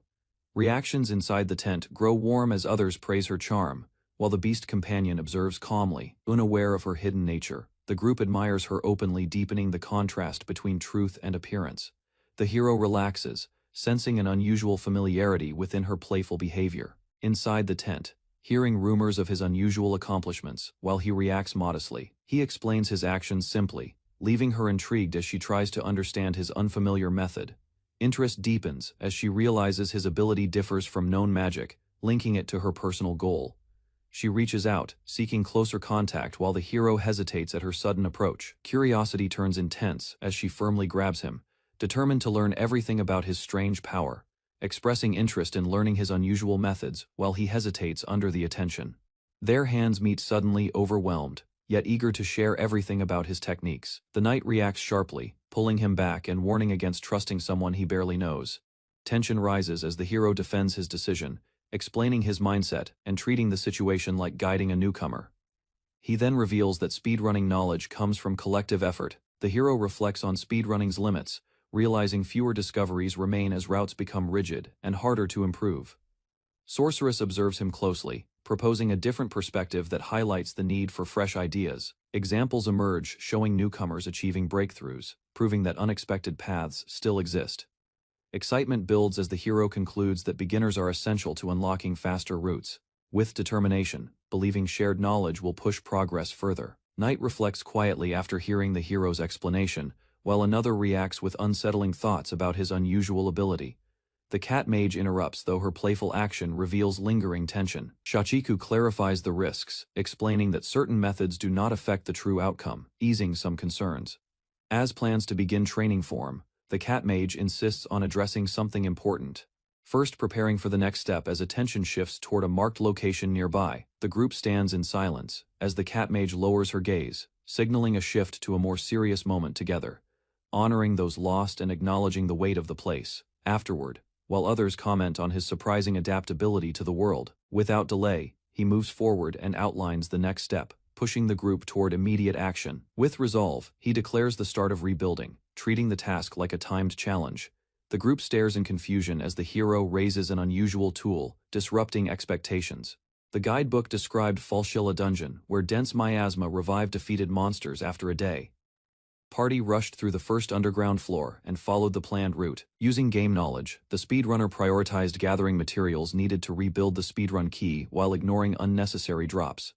Ahead of them, a frog-like monster appeared, drawing the group's attention as they continued deeper. Soon, forcing an immediate battle before it could interfere with their objective. The party ignored the pursuing monster and continued forward while the speedrunner stayed focused on the fastest route.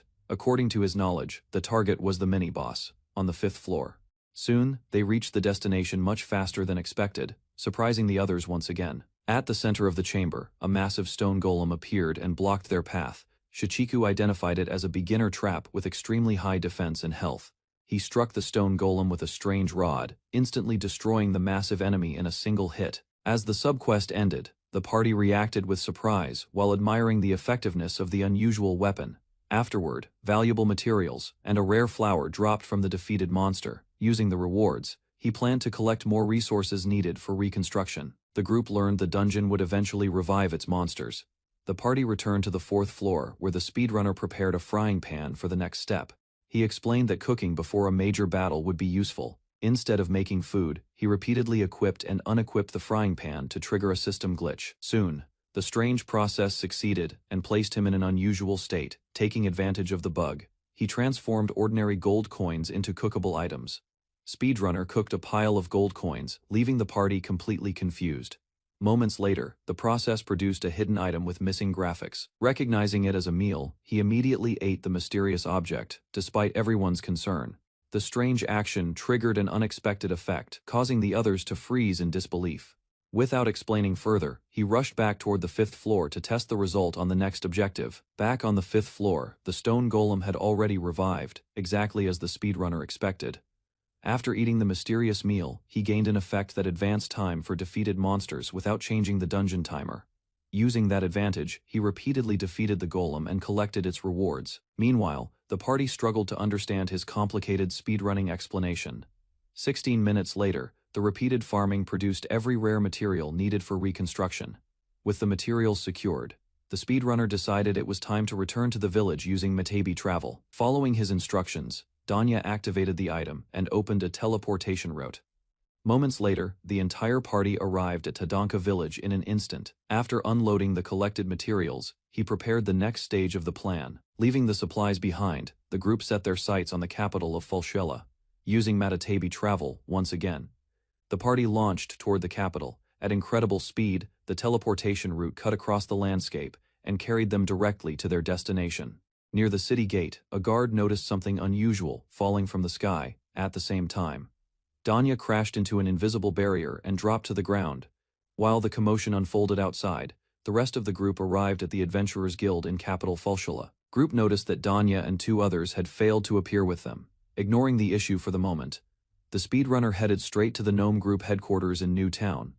There, he requested workers for a reconstruction project, but the guild chief immediately rejected the proposal. Proud of the guild's achievements, the gnomes insisted their craftsmen only handled important work.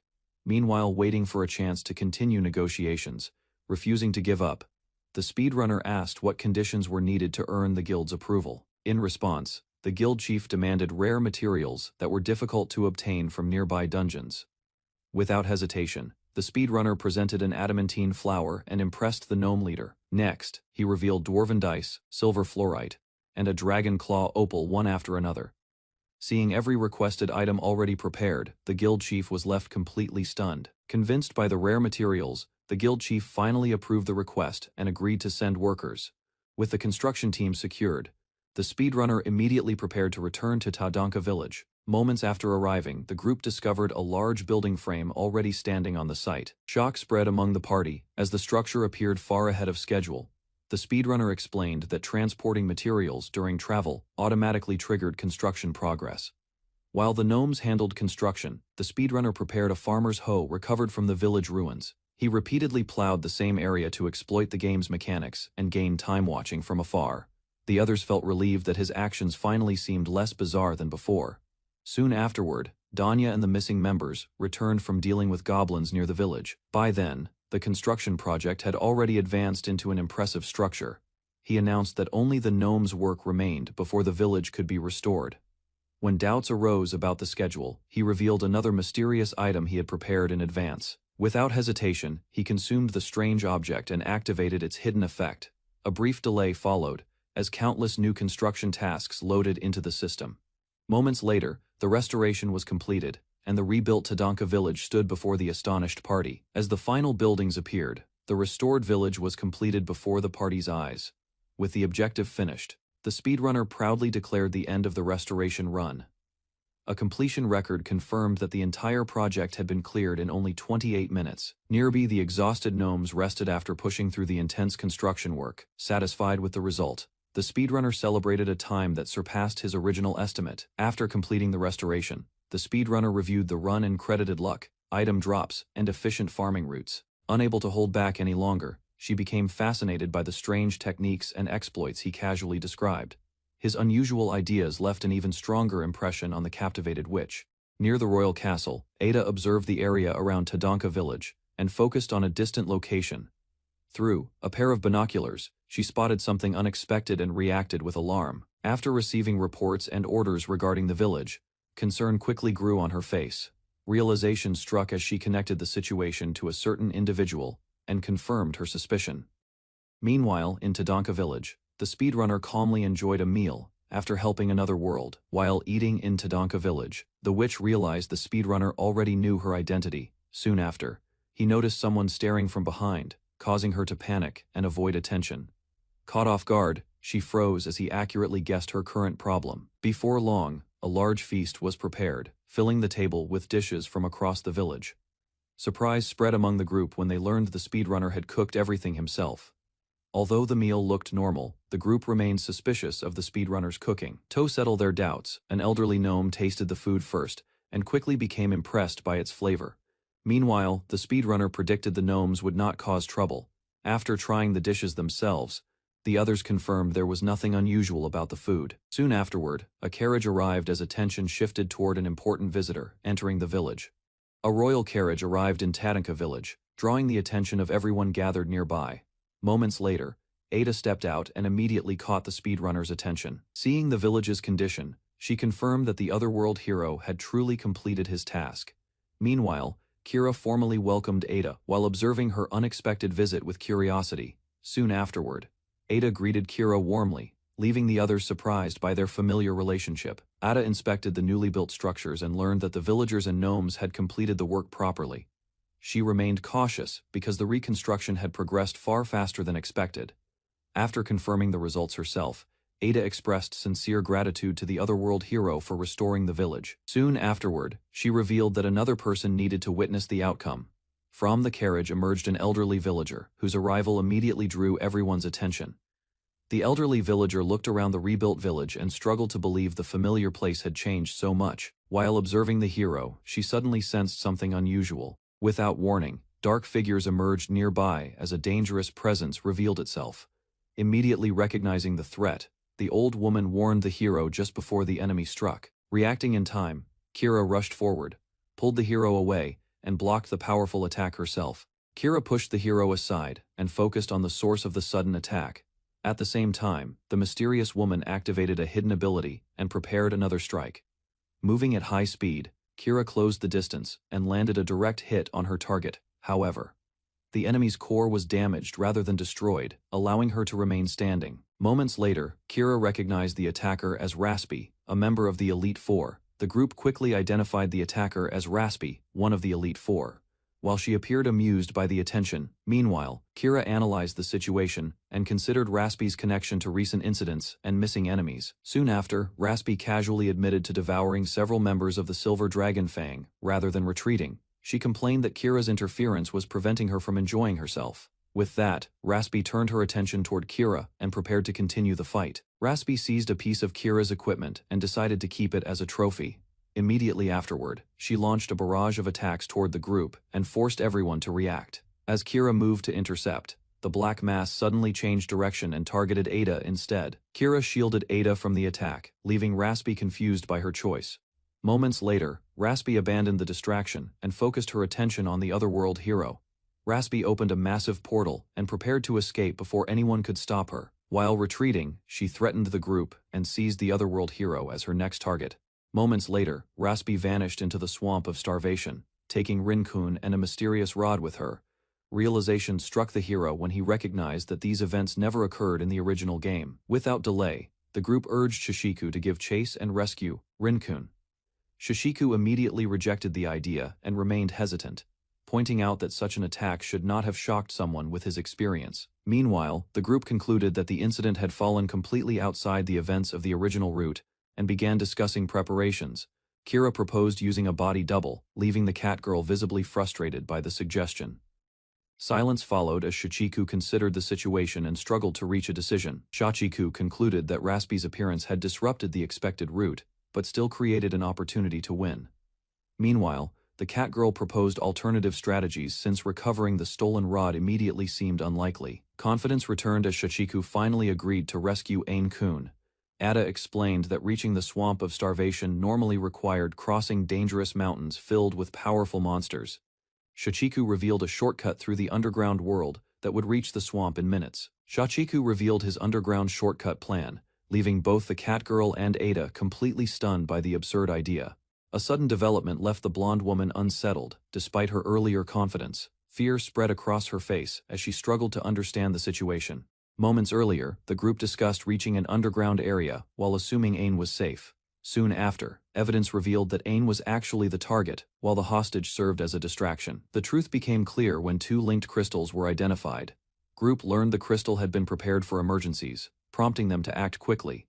As they discussed the underground world, the blonde woman admitted it was the strangest event encountered so far. But the man explained that failure alone would trigger the feared disaster. He then outlined a plan to expose Ain-kun before a larger crisis could unfold, although the exact danger remained unclear. Everyone agreed there was no reason to delay any longer. The blonde woman regained her resolve and refused to let fear control her again. He enthusiastically treated the mission like a speedrun challenge. Without wasting time, he rushed toward the capital and led the others onward. Their destination proved to be the capital's slum entrance, known as the Rat's Den. Upon arrival, they discovered an underground district hidden beneath the slums and continued deeper into the darkness. The group entered the sewers, enduring the unpleasant environment as they moved forward. Only 3 minutes later, the man announced they had already reached their destination. Doubt spread among his companions since the route seemed unrelated to the swamp of starvation. He explained that mountains and monsters blocked the normal path, making travel extremely dangerous. Using knowledge of the underground world, he chose a hidden shortcut and prepared to climb a nearby wall. The man explained a strange wall clipping method and demonstrated the setup using a box. After positioning himself correctly, he performed the final movement and slipped through the wall. Shock spread across the group as he suddenly vanished to the other side. The cat-eared girl bravely followed and succeeded, leaving the blonde woman even more stunned. Faced with no alternative, the blonde woman struggled to gather her courage before attempting the unusual technique herself. Blonde woman entered a bizarre space filled with floating structures and invisible pathways. The man revealed that this hidden area existed beyond the game's normal world, still dizzy from the experience. She struggled to understand the explanation. A sudden misstep sent her falling, but the man quickly caught her before disaster struck. He then warned the group that gaps in the invisible floor could trap anyone in an endless fall. The warning about death left the two women frightened, but the man continued toward a shortcut ahead. A mistake caused one of them to lose balance and nearly fall. Realizing the danger was greater than expected, the man decided the group should move while holding hands. Linked together, they carefully crossed the hidden route through the strange underground world. Even then, the terrifying environment exceeded their expectations and kept everyone on edge. After several tense minutes, the group finally reached the next checkpoint. Their guide revealed a strange current hidden within the underground world and identified it as the fastest route forward. He explained that entering the flow would carry them directly to the swamp of starvation. The proposal alarmed both women, who struggled to trust such a reckless method. Despite their hesitation, the urgency of rescuing Ain forced the group to continue without delay. The group entered the strange current and was swept forward at tremendous speed through the hidden route. Moments later, they emerged near the southern base of the Dragon's Tail mountain range. Their sudden arrival startled a local shepherd, who noticed figures appearing from the water. Group confirmed that the underground shortcut had brought them much closer to the swamp of starvation. They noticed the shepherd calling out and checking on their condition. Spotting the shepherd, the man suddenly panicked and urged his companions to flee at once. Meanwhile, the confused shepherd watched them run and wondered what had caused such a reaction. As the group escaped, the blonde woman questioned the shepherd's identity and compared her to a suspicious anomaly. The shepherd appeared harmless, yet the shortcut had allowed them to bypass many intended locations. He concluded that interacting with her could trigger unexpected consequences. Confused by the explanation, the two women asked the man to describe the situation more clearly. He explained that strict hidden rules governed the world and that unusual actions could trigger serious problems. Breaking those rules too severely would cause the entire world to collapse. The warning left both women stunned by the scale of the danger. He casually returned to planning their route, leaving his companions horrified by his reckless attitude. The group hurried toward the swamp of starvation, while arguing over the safest way to rescue Ain. At the swamp, a strange creature recovered rapidly and regained its strength. Creature celebrated its improved condition and prepared its next move. Irritated by the pursuing night, it began gathering dangerous black holes for a new plan. Nearby, the captured saint remained restrained, as the creature considered how to use its hostage to its advantage. While complaining about the troublesome night, the creature prepared to report its situation and ignored the captive saint's remarks. A familiar voice suddenly answered, leaving the creature confused. As it looked closer, the resemblance between the captive and the newcomer became impossible to ignore. The shocking realization struck immediately when the creature discovered the captive was actually a man. Confusion escalated further as both sides examined each other and questioned the bizarre situation. The creature sensed royal blood within the captive and realized a hidden power had awakened. Confident in its discovery, it mocked the captive and tried to break his composure. Believing the disguise had failed, the creature exposed what it thought was the truth behind the deception. A brief silence followed as both sides measured each other's reactions. Captive calmly returned the insult, turning the creature's taunts back against it. Suddenly struck the creature, leaving it stunned by the unexpected attack. Although injured, the captive endured the pain while several identical figures appeared before him. The creature viewed the resistance as disrespectful and watched its opponent carefully. After considering the situation, it decided to kill the captive simply for being troublesome, even while threatening him. The creature mockingly praised his appearance before attacking again with renewed hostility. Beaten and exhausted, the captive accepted that death might be approaching and reflected on his mistakes. Even so, he decided to endure a little longer and wait for Ida's arrival. His thoughts drifted to someone who had always continued moving forward, despite hardship. Meanwhile, the creature noticed a sudden disturbance and turned toward the source. Moments later, the rescue party arrived at the hideout, finally confronting the enemy face to face. The creature was shocked when the rescue party appeared far sooner than expected, and struggled to understand the situation. Meanwhile, the captive realized their arrival had happened much faster than anticipated. Before entering the swamp of starvation, the speedrunner led his two companions through the rocky path while preparing for the next challenge. Along the way, he organized their understanding of Raspy and reviewed the dangers they might face during the battle. Based on his speedrun experience, Raspy was usually an easy opponent, but the current situation suggested that something had changed. Drawing from past knowledge, he explained Raspy's abilities, copied equipment, and unusual combat mechanics to help the group avoid mistakes. Suddenly, a new detail emerged. Raspy now possessed a strange rod, raising concerns that his destructive power had become far greater than expected. After learning about Raspy's new weapon, the speedrunner warned his companions to prepare for the worst possible outcome. While crossing the rocky path, a strange sound came from the cat girl's collar. Moments later, it cracked apart, leaving her stunned. Ahead, the entrance to the swamp of starvation finally appeared. Realizing something was wrong, the group rushed forward without slowing down. Before they could react further, a massive figure emerged. Raspy stood before them, wielding the strange rod and radiating overwhelming power. Silence followed. Faced with the unexpected transformation, all three could only stare as the true threat revealed itself. The lava ogre revealed its true level and charged toward the group, shaking the ground with every step. Without warning, its massive weapon crashed down. A violent impact erupted across the battlefield, proving the monster was far stronger than expected. Instead of engaging, the speedrunner quickly assessed the situation. Reaching the swamp of starvation remained the priority, and defeating the ogre would only waste time. Remembering a hidden mechanic, he retrieved a large shield and positioned it opposite the swamp's entrance. With the shortcut prepared, the group moved closer to the deepest area, without entering the maze-like cave. By using the lava ogre's hammer strike, the group could be launched directly into the deepest part of the swamp of starvation. Although the plan sounded reckless, the ogre was already closing in. With no time left, everyone prepared to follow his instructions. Carefully watching the monster's movement, he counted the timing and positioned the great shield at the exact moment of impact. The shield redirected the attack, sending the entire group soaring through the air at tremendous speed. Launch worked perfectly, however, as they celebrated the successful shortcut, a new problem suddenly appeared ahead. As the group flew through the sky, the speedrunner explained that the area had not loaded fast enough. Moments later, the map fully loaded beneath them. Their flight ended, and the group began falling straight toward their destination. Rather than panicking, he relied on another game mechanic. The landing stopped their momentum, allowing them to survive the massive drop without injury. A loud eruption echoed nearby, as the shortcut brought them directly to the hidden settlement. Shock spread across the group. While they struggled to process the absurd route, the speedrunner calmly continued toward the next objective. The cat girl remained frozen in disbelief, still struggling to understand the absurd shortcut that had brought them there. Excited by the speedrunner's methods, she bombarded him with questions about how he had reached the area so quickly. Before she could get an answer, something struck her directly in the face. Ignoring the distraction, he headed toward the objective and decided to skip an upcoming event that would only waste valuable time, rubbing her injury.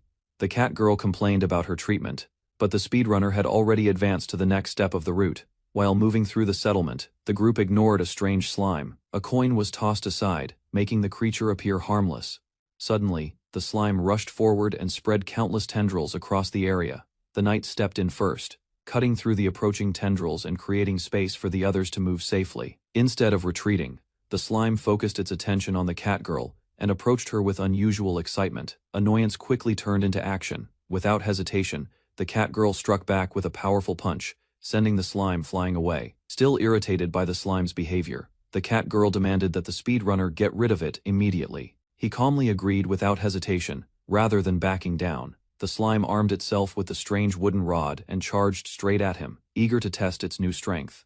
A single counter sent the slime crashing into the rocky wall, scattering debris across the area. Instead of feeling fear, the slime became even more excited. The overwhelming display of power only fueled its fascination. The slime blocked the attack with ease, then mocked the weapon's weakness while the battle intensified. Knight rushed forward to continue the fight, but the slime suddenly stopped her and eagerly demanded more attention. Laughing wildly, the slime unleashed a relentless barrage of attacks. Its movements became faster and more unpredictable with every swing. Unable to find an opening, the knight was forced back. The continuous assault left little room to defend, let alone counterattack. As the battle continued, the slime revealed the rod's absurd power. Despite its size, it could be wielded as lightly as an ordinary stick. Convinced it had discovered something extraordinary, the slime became completely obsessed with the speedrunner's techniques. While the slime focused entirely on the fight, the speedrunner quietly approached from behind carrying a bag filled with coins. A sudden shower of coins struck the slime and interrupted its excitement. Frustration replaced its earlier enthusiasm almost instantly. Rather than stopping, the speedrunner continued scattering coins around the battlefield. The slime's attention gradually shifted away from the knight. Confused by the repeated interruptions, the slime tried to understand what was happening as more coins struck its body. The distraction worked perfectly. While the slime chased the nearest target, the speedrunner calmly moved behind it. Dodging each attack with precise movements, the speedrunner rolled behind the slime and avoided the most dangerous part of its combo. Another shower of coins struck from behind. The distraction allowed him to stay in a safe position without taking any damage. Frustration spread across the slime's face. No matter how powerful its weapon was, every attack became meaningless when it failed to connect. For the first time, the slime's excitement faded. Annoyance and irritation gradually replaced its earlier enthusiasm. Both the knight and the speedrunner watched carefully as the creature prepared its next move. Dark slime spread across the battlefield as the creature recited an eerie chant. Shadows gathered and multiplied around the group. From the depths of the swamp, countless copies emerged. The battlefield quickly filled with smiling figures under the slime's control. Confidence overflowed from the creature. Surrounded by its army, it declared that the speedrunner could no longer evade it. Copies attacked from every direction while the original directed the chaos. Watching carefully, the speedrunner noticed a problem. The pattern had already shifted into a later phase, despite the boss still having too much health. A sudden realization struck the speedrunner. The battle had already diverged from his route, and the unexpected phase change made no sense. While searching for an explanation, he considered a disturbing possibility. An unknown bug might be affecting the encounter. Meanwhile, the knight cut through the surrounding copies and pushed forward, refusing to let the growing swarm overwhelm the party. Instead of disappearing after being struck, the fragments of slime remained active. Pieces scattered across the battlefield and continued moving on their own. Surrounded from every side, she found herself trapped by a threat that should not have existed. The slime revealed the truth behind the anomaly. By feeding on the surrounding darkness, it had multiplied far beyond its original form. Copies flooded the battlefield and attacked in unison. Every direction became a source of danger as the swarm closed in on the party. Desperation spread among the group. The cat girl realized their attacks were no longer effective. While the speedrunner could not rely on his usual tactics, seeing no path to victory, the knight ordered a retreat. The situation had become too overwhelming to handle directly. After a brief silence, the speedrunner remembered one final option. Reluctantly, he prepared to use his last resort. After deciding on his final strategy, the speedrunner gave the knight a simple instruction. No matter what happened, she had to keep attacking Raspy. Without explaining further, he activated a powerful skill. The knight immediately charged into the swarm and began cutting through the copies. Although Raspy mocked the effort, the knight continued striking relentlessly. Each attack chipped away at the enemy despite its confidence. Watching from afar, Raspy noticed something unusual. The speedrunner's actions suggested a hidden plan was already in motion. Realizing the hero was the true threat, Raspy changed priorities. The swarm abandoned the knight and rushed toward the speedrunner instead. As the swarm closed in, one of the slime copies suddenly grabbed the speedrunner's leg. The trap had finally worked. Delight spread across Raspi's face, believing victory was certain. The creature opened a strange portal and prepared to claim its target. Without hesitation, Raspi activated the skill. The battlefield seemed to freeze as the portal expanded before the speedrunner. Confidence overflowed from the creature. Every copy watched eagerly, expecting the hero to be consumed by the attack. Meanwhile, the knight and cat girl stared in alarm, surrounded by enemies. They could only watch as the crucial moment unfolded. The moment the portal activated, confusion spread across the battlefield. Even Raspi could not understand why everything had suddenly stopped moving. Unlike the others, the speedrunner remained calm. After a brief observation, he realized the strange phenomenon was connected to a speedrunning exploit. Although trapped within the effect, Raspi discovered it could still move slightly. The creature immediately began testing its limits. Carefully studying the situation, Raspi searched for a way to regain control. Its confidence slowly returned as it adjusted to the abnormal state. Everyone needed to escape the technique's range before the situation changed again. As the strange technique continued, Raspi suddenly noticed its body sinking into the ground. The creature finally realized something was seriously wrong. Panic replaced its earlier confidence. Unable to move properly, Raspi struggled as parts of its body slipped through the terrain. Meanwhile, the cat girl recognized the situation from the speedrunner's explanation. The long-prepared plan was finally taking effect. Using the rod's special effect, the speedrunner had triggered a hidden bug. Excessive calculations overloaded the game's systems and disrupted the boss fight. While the others tried to understand the phenomenon, he calmly compared it to workers being overwhelmed by impossible tasks, causing the entire world to lag. To explain the situation, Shichiku compared the world to a system processing countless tasks at once. According to Shichiku, the duplicated rods forced the world to handle far more calculations than it was designed for, resulting in severe lag. While the system struggled to recover, he warned his companions to stay still. Any unnecessary movement could make the instability even worse. The cat girl questioned what would happen if they moved anyway. Shichiku explained that additional actions would further increase the system's workload. As his explanation ended, Shichiku revealed the real danger. If the overload continued, the world itself might fail to function properly. Trying to simplify the explanation, Shichiku described how the world constantly checked whether objects should collide or pass through one another. Using a simple example, he explained collision detection and how speedrunners could bypass it by exploiting certain animations and movements. The knight quickly understood the danger. If collision detection failed because of the lag, normal physical rules would stop working. At that moment, Raspi experienced the consequences firsthand. Its body continued sinking through the terrain as the overloaded system failed to keep up. Realizing it was falling into an unknown state, the creature desperately demanded an explanation from Shichiku. Raspi's ability to copy equipment and endlessly duplicate itself had overloaded the world's systems. Pointing at the strange rod, he noted that even a bug-created item had limits. The problem came from abusing those limits far beyond what the world could handle. With complete indifference, Shichiku delivered a final warning. Exploiting glitches always carried risks, and Raspi had ignored them. Moments later, the overloaded world rejected the creature. Raspi's body slipped completely out of the battlefield and vanished into the void below. Along with countless copies, Raspi tumbled through a broken space as the consequences of its own actions finally caught up to it. Inside a hidden chamber, beneath a cliff, a quiet shrine stood as dark particles slowly faded from the air. After the battle ended, the protagonist approached the dropped item, proving the third Elite Four member had been defeated. Meanwhile, the game system recognized Raspi's defeat, causing the surrounding lag to disappear completely. Nearby, the injured group began to move again. Unfortunately, the wound left by an Elite Four monster was too severe for ordinary recovery magic, leaving one companion in critical condition. Without hesitation, a giant creature descended from above and rushed toward them, drawing everyone's attention as a new crisis emerged. A strange creature suddenly arrived carrying a young girl, who hurried toward the group after noticing the injured companions. Shock spread across the party as they recognized her. At the same time, the protagonist realized the story had progressed beyond the point where Raspi was defeated. Without wasting time, the girl led everyone to a nearby spring and urged them to place the wounded woman in the water. According to local legend, the spring possessed a miraculous power capable of curing any illness or injury. Moments later, the severe wound gradually disappeared. Relief filled the group as the unconscious woman recovered before their eyes. The injured woman slowly regained consciousness.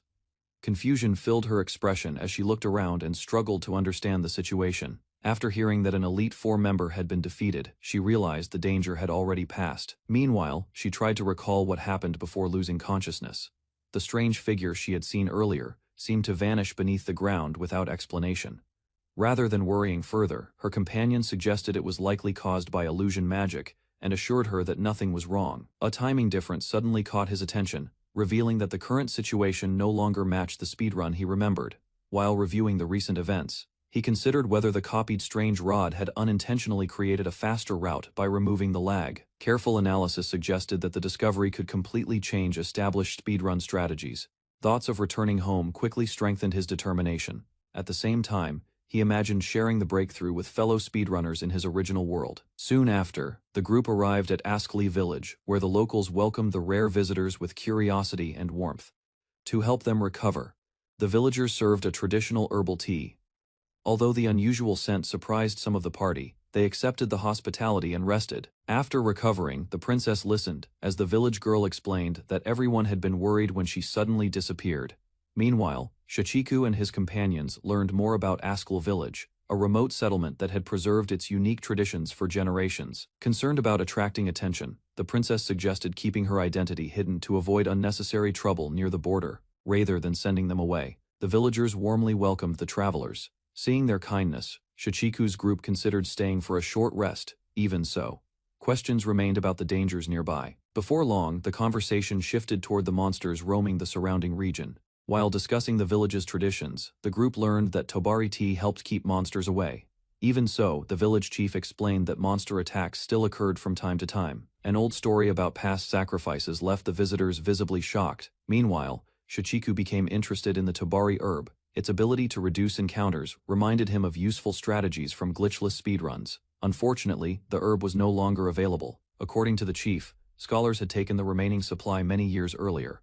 Just then, the village girl excitedly announced that she had something special to show the guests. Later that night, the group was brought to a large hot spring. Curious expressions spread among the visitors as they tried to understand its significance. With great excitement, the village girl revealed that the spring had begun flowing again after being dry for a long time. Gratitude filled her face as she credited Shichiku's group for restoring both the spring and a sick sheep named Mary. Meanwhile, Shichiku realized the event was actually a hidden subquest connected to the Laspi storyline. Recognizing the opportunity, he quickly explained how completing the subquest advanced the main route, while also unlocking additional dialogue and story progression. After explaining the restored spring, the village girl happily invited everyone to enjoy the hot spring as a reward for their efforts. Later that evening, Shichiku relaxed in the bath alongside the recovered princess. To his surprise, the princess revealed that even an old injury had been healed by the spring. The experience convinced her that its restorative power was extraordinary. As the conversation continued, she reflected on Shichiku's actions and realized he rarely received recognition despite helping others repeatedly. Before the moment ended, the princess encouraged him to keep taking bold risks whenever the situation demanded it. While resting in the hot spring, the princess questioned Shichiku about the decision to hide his true identity during the battle with Laspi. Rather than defending himself, Shichiku admitted that his choice had been reckless. Even so, protecting Ada remained his highest priority. After hearing his explanation, the princess expressed gratitude for being saved, though she made it clear that she still disagreed with his actions. Soon afterward, her criticism grew much sharper as she pointed out the dangers his decision had created for everyone involved. Faced with the relentless lecture, Shichiku found himself completely unable to argue back. As the conversation faded, an awkward silence settled over the hot spring. The princess appeared lost in thought while Shichiku quietly waited for her response. Looking around the bath, she became curious about how different it was from the facilities she knew in the capital. Remembering his exploits, she asked about the glitches that allowed impossible shortcuts. With a playful smile, she wondered whether those methods could be used for less honorable purposes. Shichiku immediately rejected the idea. Rather than accepting his answer, the princess teased him further. The discussion ended with her encouraging him to be more honest with himself. While relaxing in the hot spring, the princess suddenly approached Shichiku and tried to bring up a personal concern that had been bothering her. Nearby, Kira reflected on how dramatically events had changed since Shichiku's arrival. Without much warning, Ada asked a direct question about Kira's feelings toward Shichiku. After some hesitation, Kira admitted that she admired him. At the same time, she felt frustrated whenever other women grew close to him. Listening carefully, Ada noticed a clear difference in Kira's attitude.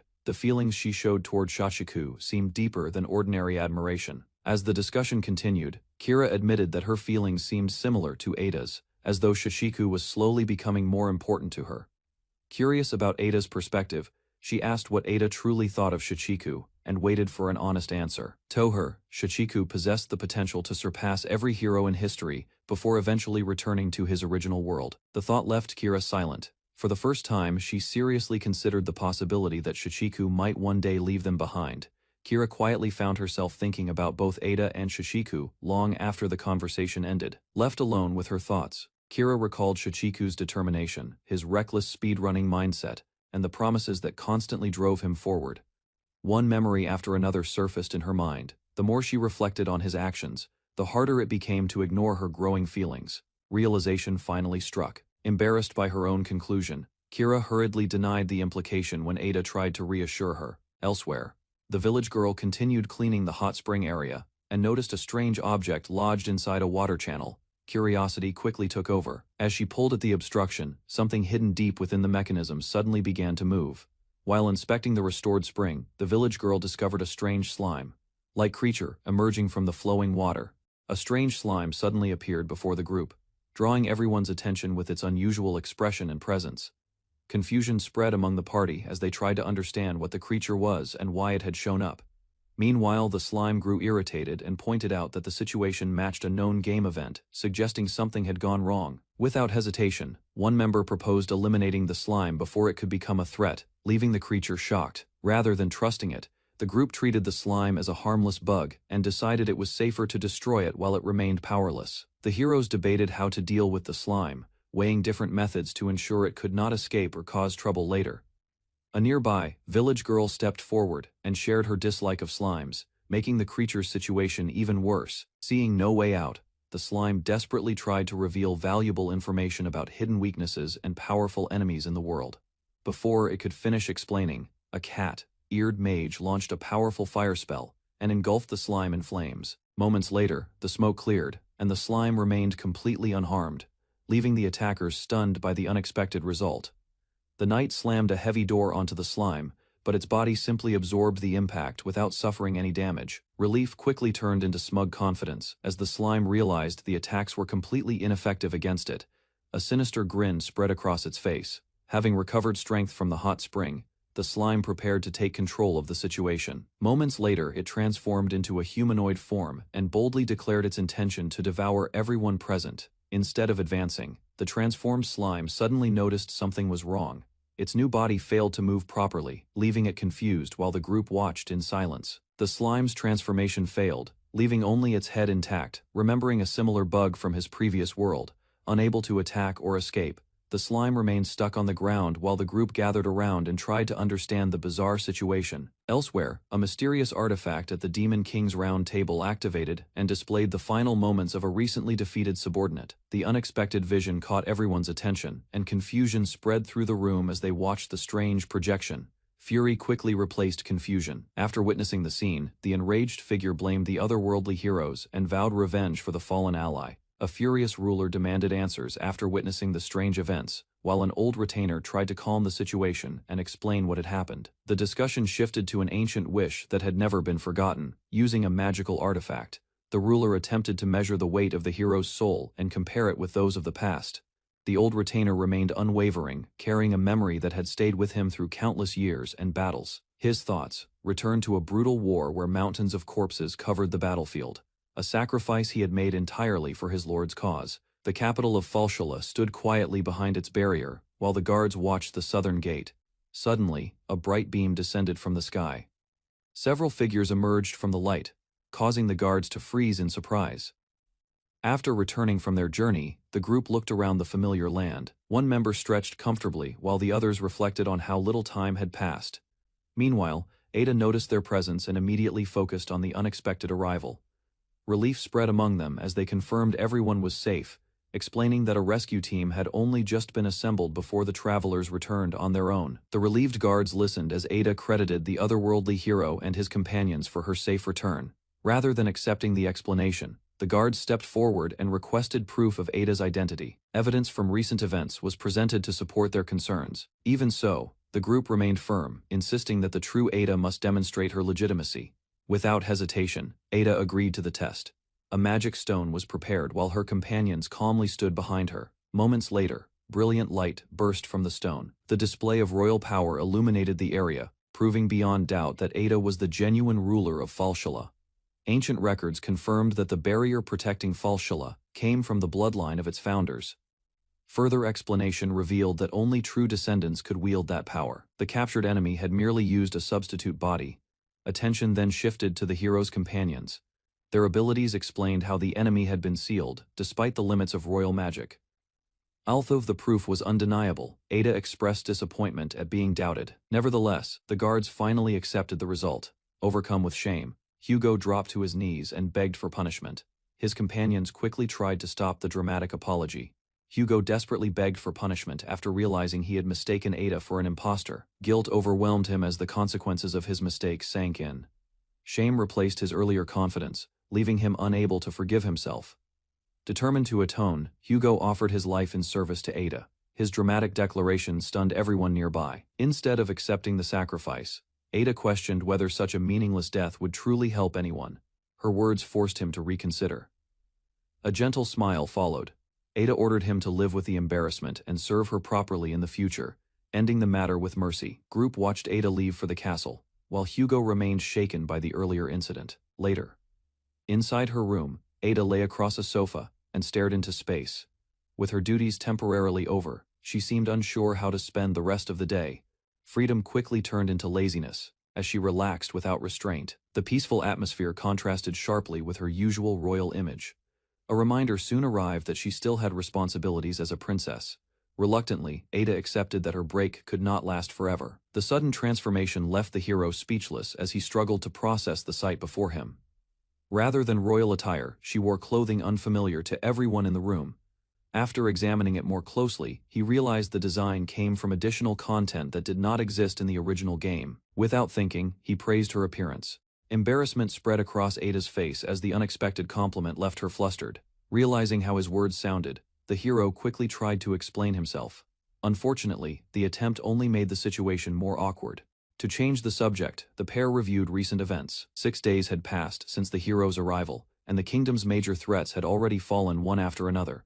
Questions remained about whether the enemy's defeat could truly be counted after escaping death through an unusual method. Attention turned to the sealed enemy inside the bottle. Even the hero admitted the situation resembled a strange bug rather than an intended outcome. Despite the confusion, clear evidence suggested the subjugation quest had been completed.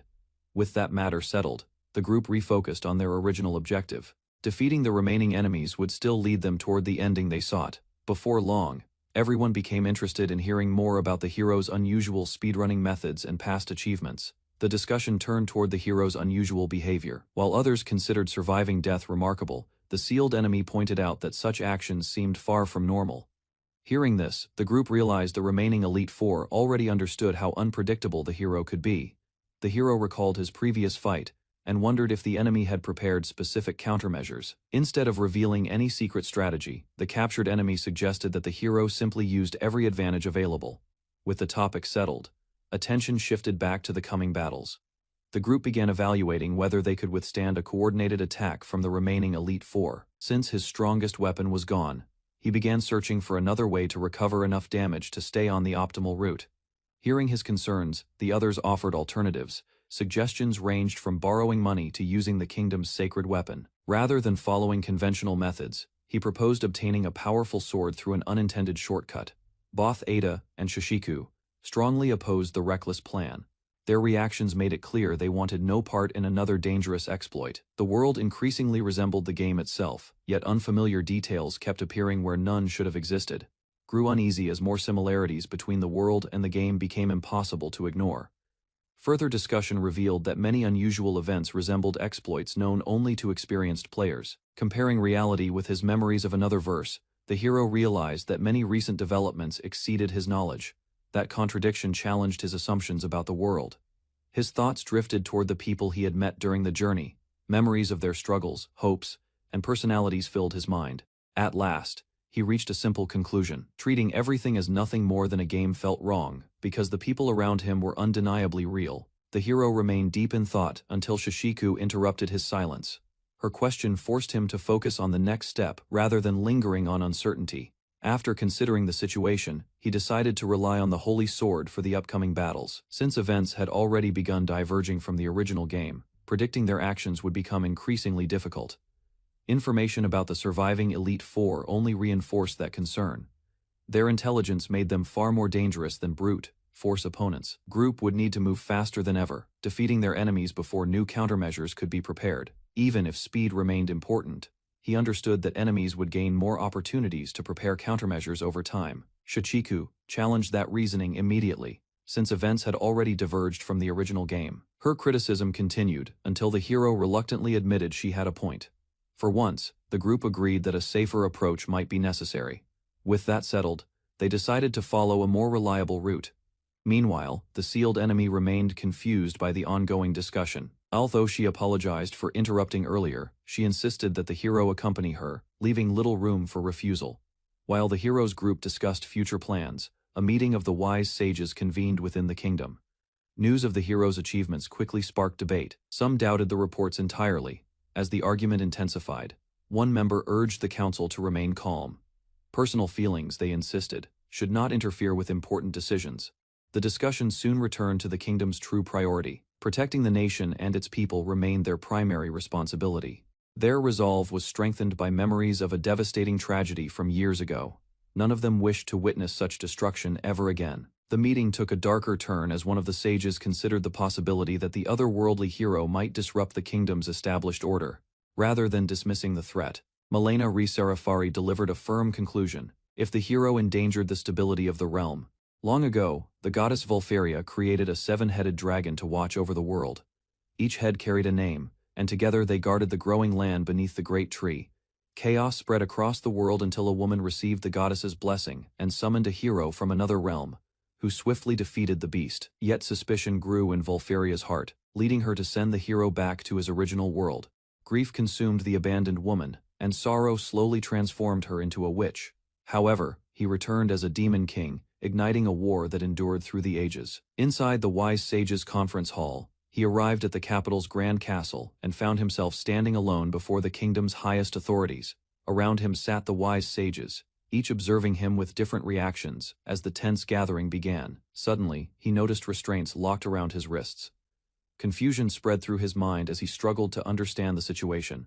Memories of the previous day resurfaced, making him question how events had taken such an unexpected turn. Meanwhile, Ada calmly explained that he had already defeated 2 members of the Elite Four. After hearing about the wise sages, he compared their role to a secret organization mentioned in the game's guide. Ada warned that the sages were not necessarily welcoming. In her view, they were cautious people who could see outsiders as potential threats. According to her explanation, the sages had supported the kingdom since its founding. She then recalled a past war against the Demon King. A failed attempt to subjugate him led to devastating retaliation and countless losses across the land. Because of that tragedy, strict rules were established. As a result, adventurers who defeated powerful demons were often sent away rather than celebrated. While discussing the kingdom's strongest warriors, the group explained that even famous adventurers had failed to match the Elite Four's power. Hearing that, he connected the information to the game's lore and wondered why previous heroes had never challenged the Demon King. A new question followed, as he considered whether eliminating both the Demon King and the Elite Four could solve the kingdom's problems. Instead of agreement, he received an unexpected answer that labeled him an abnormal hero. From their perspective, his strange methods, impossible tactics, and unpredictable actions made him just as dangerous as the threats they feared. After hearing the sage's judgment, he struggled to accept their reasoning. A brief silence filled the room as both sides considered the situation. Moments later, one of the sages admitted that Shishiku was not a bad person. That opinion eased some of the tension surrounding him. Rather than treating him as a criminal, they decided he should properly meet the kingdom's leaders. Unexpectedly, Ain celebrated the news and praised him for making a friend. Her cheerful reaction caught everyone off guard. As he entered, memories of the game resurfaced when he recognized the place as the Great Hall. Before entering the meeting, Ain quietly warned him not to reveal that the Demon King had already been defeated. Soon afterward, a formal ceremony began inside the Grand Hall. Ancient titles honoring the 7 dragon houses echoed throughout the chamber. Across the room, the 6 wise sages observed him from their seats, as guardians of the kingdom's traditions. One influential leader examined him with curiosity while attendants stood nearby. His appearance failed to match the heroic image many had expected. Moments later, another noble openly mocked his size and presence.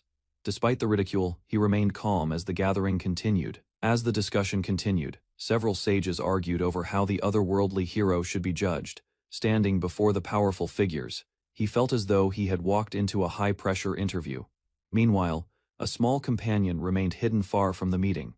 Eventually, the formal introductions began. The idle conversations faded as another influential sage stepped forward to address the gathering. From the side, Ada quietly watched the proceedings. Her attention drifted toward a memory that seemed connected to the hero's arrival. At that moment, he recalled a mysterious figure from Ada and Kira's childhood story. The resemblance felt too strong to be a coincidence. While studying the sages, he recognized a few names connected to Ada and Kira's past, though several faces remained unfamiliar. Soon the wise sages turned their attention toward the otherworldly hero and prepared to verify an important claim. Their first question focused on whether he had truly subdued Arachne and Laspi. To support his answer, he presented the items obtained from the encounter, causing quiet reactions among the audience.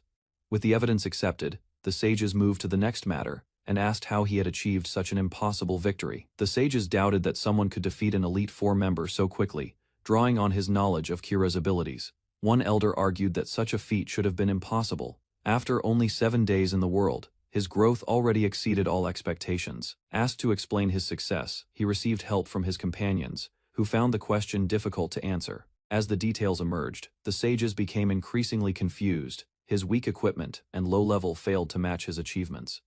Eventually, one elder reached a conclusion. The hero must possess a unique gift granted by the goddess. When the sages tried to identify his special skill, an unreadable string of symbols appeared. Even the hero could not understand what was written. Suspicion quickly spread through the hall. Some members began questioning whether the mysterious ability connected him to the Demon King. The accusations felt increasingly unreasonable, despite the evidence he had already provided. Ignoring objections, one elder pushed for a harsher investigation and prepared to enforce the kingdom's laws. Before matters could escalate further, the restraints suddenly broke apart. At the same time, a sacred object emitted a bright light, drawing everyone's attention. Bound individuals would be tested, and any lie spoken during questioning would darken the sacred fire. Before the trial could continue, Ada stepped forward. She reminded everyone that the hero had saved her life. In response, one elder presented the hero's strange actions as evidence against him. His behavior after arriving in the world seemed impossible to explain. Those stories only deepened the sages' doubts. To them, his claims sounded far too extraordinary to be believed. Meanwhile, the hero realized his greatest problem. Without proof of his speedrunning knowledge, every achievement appeared unbelievable. As accusations continued, Ain defended the hero and pointed out that he had already provided proof of defeating powerful enemies. Others joined the discussion, arguing that although the hero remained mysterious, there was no evidence linking him to the Demon King. One sage mocked the debate and jokingly suggested turning the hero into a spy instead of treating him as a suspect. A sage explained that the Demon King emerged during a recurring era known as the War Season. At the same time, the alignment of the stars allowed a hero from another world to be summoned to oppose that threat. The sages explained that only an otherworldly hero could defeat the Demon King. With another war season approaching, the kingdom faced an uncertain future. Even so, complete trust remained impossible. Handing the world's fate to someone they barely knew felt too dangerous. Despite their concerns, the sages expressed a desire to believe in him. The meeting gradually shifted from accusation toward cooperation. They asked him to reveal everything that had happened since arriving in this world 6 days earlier. As the divine flame continued to burn, he remembered Ain's warning and carefully avoided mentioning that the Demon King had already been defeated. Just as the questioning seemed settled, a new presence appeared above the gathering. The sudden arrival immediately drew everyone's attention. The meeting took an unexpected turn with the arrival of King Falshella, the 107th, ruler of the Trueli Kingdom. Before the throne, the bound speedrunner was brought before the king, while several nobles in attendance watched the meeting unfold. Confusion crossed his face as he looked up at the ruler, uncertain why he had been arrested. Meanwhile, a stern official defended the decision and claimed authority to restrain him. The king calmly questioned the action and ordered an immediate release. Without warning, the restraints shattered apart. Surprise spread across the young man's face as his hands became free again. At the same time, Another official's strict reputation was explained, easing the tension in the royal court. Although surprised, the speedrunner accepted the gesture and chose not to make an issue of it. Soon after, the ruler formally introduced himself as the 107th king of Fulshua, revealing the name known throughout the kingdom. Records of his past were then presented, showing a younger king who traveled widely and earned respect through courage and kindness. Even now, he preferred adventures over remaining on the throne, often journeying alongside Princess Ada and her companions. Curiosity replaced formality as he asked the summoned hero to recount everything that had happened since arriving in this world.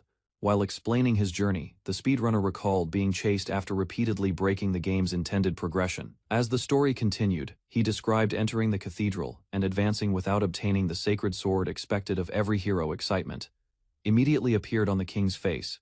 The unusual tale sounded far more incredible than the rumors he had already heard. Around the hall, nobles and attendants reacted with stunned expressions, struggling to believe what had just been revealed. Rather than dismissing the account, the king compared it to legendary magic and became even more eager to hear the rest of the hero's exploits. The king's curiosity finally won out. Eager to witness the strange technique himself, he asked the speedrunner for a demonstration. Although several attendants appeared concerned, the request was quickly approved. Everyone understood the king would not be satisfied without seeing it firsthand. Moments later, the speedrunner began testing the method. His unusual movements drew confused looks from the gathered audience. Using careful positioning, he launched himself toward the wall in a way that seemed completely unreasonable. Shock spread through the hall when he passed straight through the barrier. While the nobles struggled to process what happened, the king watched in amazement. The demonstration left the entire hall confused, unable to detect any magic. The spectators struggled to understand where the hero had disappeared. A moment later, he calmly returned through the doorway and explained that he had simply gone outside rather than passing back through the wall. Laughter and amazement spread across the room as the king openly enjoyed the strange technique he had just witnessed. His unusual abilities were praised alongside the many threats he had already overcome. Finally, the king acknowledged that the hero's actions had repeatedly benefited the kingdom, even when they defied the world's rules and common sense. As the discussion turned to war, several officials argued that the kingdom should use the opportunity to reorganize its forces and strike the Demon King. Rather than treating the hero as a threat, the king expressed his trust in Shishiku and wished to support him however possible. Not everyone agreed. Although the hero's achievements were undeniable, doubts remained about his true nature and intentions. Even the most skeptical voices admitted one fact could not be ignored: the hero had repeatedly protected the kingdom from disaster. With the king's approval, support for Shichiku steadily grew throughout the royal court. After hearing the court's decision, Shichiku felt relieved. With the misunderstanding resolved, he could continue his journey without constantly worrying about suspicion. The king then expressed sincere gratitude, acknowledging that the hero's actions had brought great benefits to the kingdom. Attention soon shifted to Danya. While generally dependable, she was known for occasionally acting in unpredictable ways. Before departing, the king quietly requested that someone keep a close watch on her behavior. Later, alone in the throne room, he reflected on Shishiku's arrival and the extraordinary circumstances surrounding the hero's summoning. Once the audience ended, the king remained alone and examined an old prophecy. The possibility of a hero from another world brought both hope and concern. Dark markings suddenly appeared on his hand, hiding the ominous sign. He endured the pain in silence and kept the secret to himself. After the strange reaction subsided, he relaxed in his throne and regained his composure. Elsewhere, Princess Ada reflected on the meeting and offered a light-hearted apology for earlier events. Meanwhile, the hero's companions discussed how dangerous the assembly had been, relieved that suspicion had faded before anyone was branded a traitor. Shichiku wondered why he could not openly reveal that he had defeated the Demon King despite the kingdom already knowing of his achievements. Rather than answering directly, the others explained that the matter involved political concerns and the interests of the royal family. Although the Demon King had fallen, the source that empowered the demons remained active, meaning the threat was far from over. At the same time, influential nobles continued to hold significant power, making internal stability a serious concern. Realizing the situation was more complicated than expected, Shichiku accepted that winning support within the kingdom was just as important as defeating enemies. The conversation took a darker turn when the group revealed that a traitor might be hiding among the kingdom's most trusted sages. Suspicion spread across the room as several influential figures became possible targets of the investigation. Evidence suggested that confidential information regarding national defenses and military secrets had been leaking for some time. Although some culprits had been discovered, the true mastermind always remained hidden behind layers of deception and influence. Gradually, Shichiku realized that the hostility directed toward him earlier may have been manipulated by the traitor. As the investigation continued, Shichiku learned that the Council of Sages barely existed in the original game. Several incidents were reviewed, revealing that key figures had acted differently than expected. Attention soon returned to the hidden spy. Identifying the infiltrator could provide a path toward uncovering the remaining members of the Elite Four. Since the spy remained active after the Demon King's defeat, the group suspected a deeper connection between the conspirators and the enemy forces. Shichiku proposed using the Flame of Tesset to expose the culprit, though the others immediately questioned how such a plan could work. The group explained that the Flame of Tesset was a sacred relic capable of exposing lies, but obtaining permission to use it would be difficult. Further discussion revealed that convincing the council would be nearly impossible. Instead of following the proper process, Shichiku proposed a far more direct solution, stealing the relic himself. His suggestion stunned the others. While they considered the relic an untouchable treasure, he viewed it as another item from the game, drawing on his knowledge of hidden routes and event conditions. Shichiku confidently outlined a plan to reach the Flame of Tesset. Confident in his plan, Shichiku claimed he could borrow the Flame of Tesset, expose the traitor. The proposal immediately drew criticism. While the others worried about the consequences, he remained focused on the chance to perform another speedrun. To discourage him, the group described Tesset's heavily guarded estate, a place protected by traps, soldiers, and strict security. Rather than backing down, Shichiku revealed that he already knew a legitimate game mechanic that could bypass the defenses. Before anyone could react, he demonstrated the technique on the spot, leaving the room stunned and uncertain about what he had just done. After revealing the special item, Shichiku confidently activated its hidden function and transformed into the female protagonist from the game. Shichiku suddenly appeared before the group, causing everyone to freeze in surprise. Her new appearance drew immediate attention across the room. Meanwhile, Kira became emotional after seeing the change. Confusion spread as the unusual transformation raised questions about its purpose. Across from her, the hero examined Shichiku carefully. A serious expression suggested uncertainty about what had just happened. Soon after, Shichiku explained that the game's wardrobe feature allowed characters to freely alter their appearance and gender. With the mystery solved, the group concluded that only the hero's soul had moved between bodies. The group questioned whether Shichiku's transformation offered any real advantage. An unexpected suggestion followed, leaving everyone stunned. Embarrassment spread across the room as the idea sounded far more suspicious than practical. After gathering his thoughts, Shichiku began explaining the situation. The others listened carefully, sensing there was a specific reason behind the strange proposal. Soon, he revealed that the fastest route was simply to keep the operation moving without delays. A clear objective finally emerged.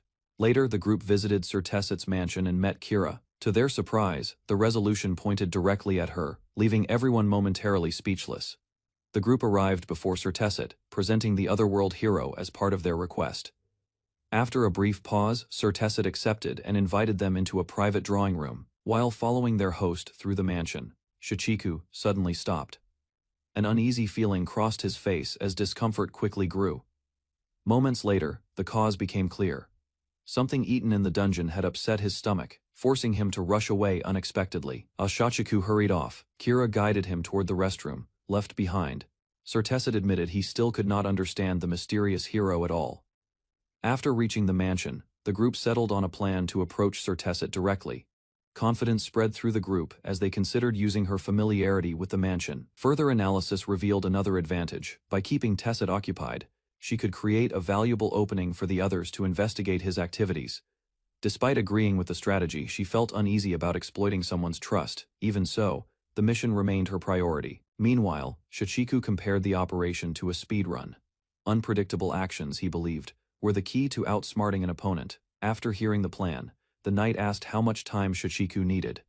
His calm answer immediately caught everyone's attention. Without hesitation, Shichiku requested only 5 minutes. The moment approval was given, he and Kira rushed into action.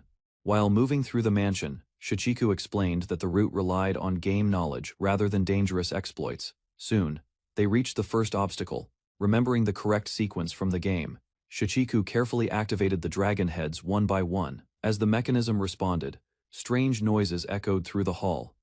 Kira froze in surprise, while Shichiku remained focused on the route ahead.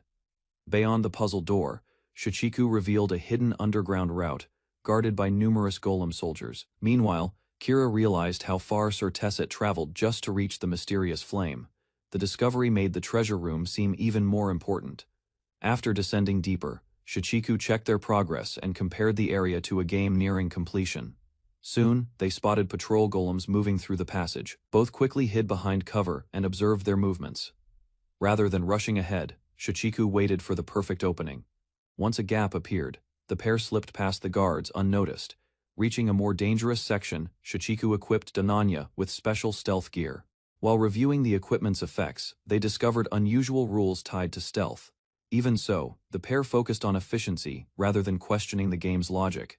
With preparations complete, Shichiku outlined the route ahead. Confidence returned as Danya listened and readied herself for the final obstacles. Moments later, both rushed through the corridor, slipping past enemies before the patrols could react. A deadly trap suddenly blocked their path. Remembering the dungeon's mechanics, Shichiku avoided the spikes with a careful crawl and continued deeper inside. While advancing through the corridor, Danya noticed a patrol route that should have intersected with theirs.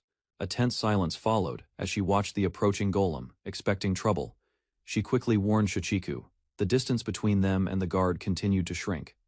Surprisingly, the golem turned away at the last moment. Instead of investigating, it continued along another path without hesitation. The same thing happened again and again. No matter where the pair moved, the golems somehow avoided crossing their route. Their current forms had altered how the dungeon recognized them, allowing them to pass through the area without attracting attention. While explaining the dungeon's mechanics, Shichiku revealed that players could freely switch genders without affecting their abilities. Through repeated speedruns, he discovered that certain enemies reacted differently depending on a character's appearance. As they moved deeper inside, Shichiku deliberately manipulated the golem's attention. Their predictable responses allowed the pair to avoid direct encounters. Soon, they found a wooden crate near the treasure room. Recognizing its importance, Shichiku immediately carried it forward. Just as victory seemed close, two giant golems blocked the final approach. The route's greatest obstacle now stood directly before them. As the giant golems detected movement, tension filled the room. Danya braced herself, expecting the final confrontation to begin. Instead of fighting, Shichiku quickly placed the wooden crate on the floor. The strange action left Danya completely confused. Moments later, both squeezed beneath the crate and waited. Although the hiding spot seemed ridiculous, Shichiku remained surprisingly calm. The golems approached and examined the area from several angles. For a brief moment, discovery appeared unavoidable. Then the guards suddenly lost interest and resumed their patrol. Using a peculiar game mechanic, Shichiku successfully erased their detection state and cleared the obstacle. After slipping into the treasure room, Shichiku and Danya were immediately confronted by a mysterious guardian. Without hesitation, Shichiku stepped forward and prepared for battle.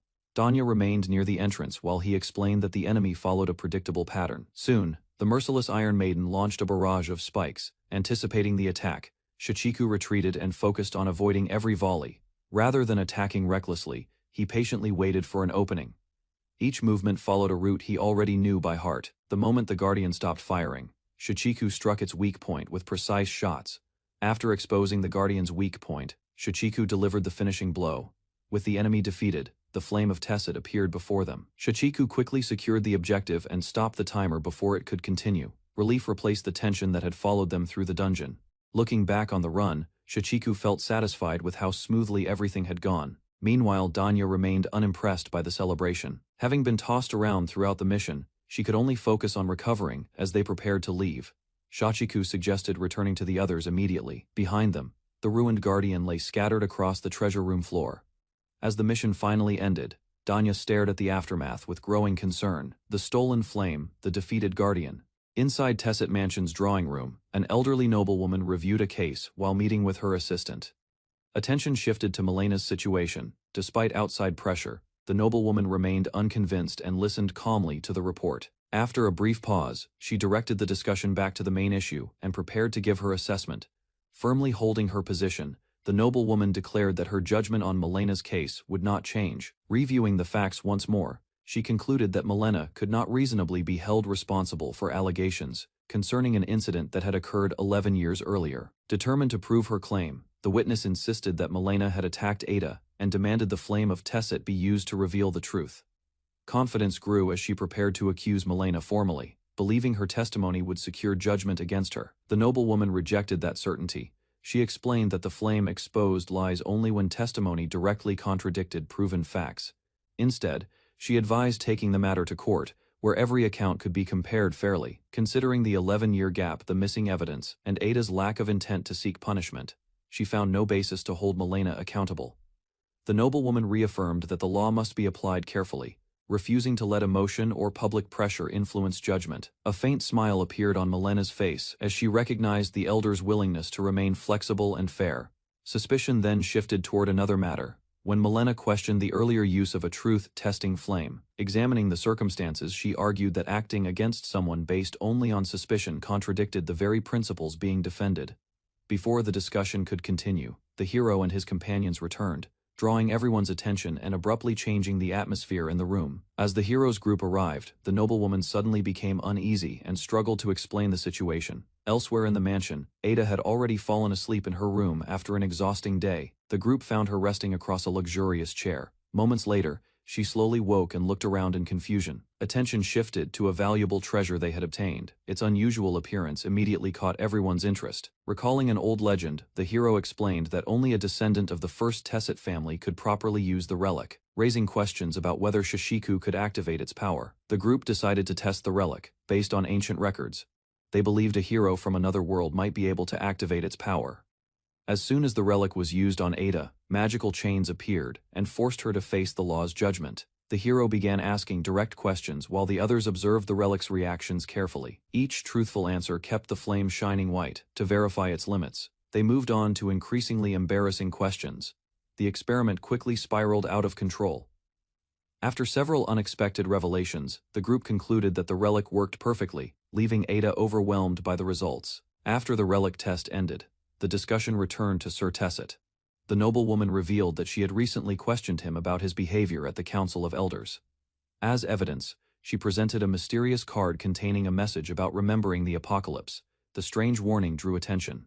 Combined with old legends about heroes becoming great threats, it raised new doubts about Sir Tesset's intentions.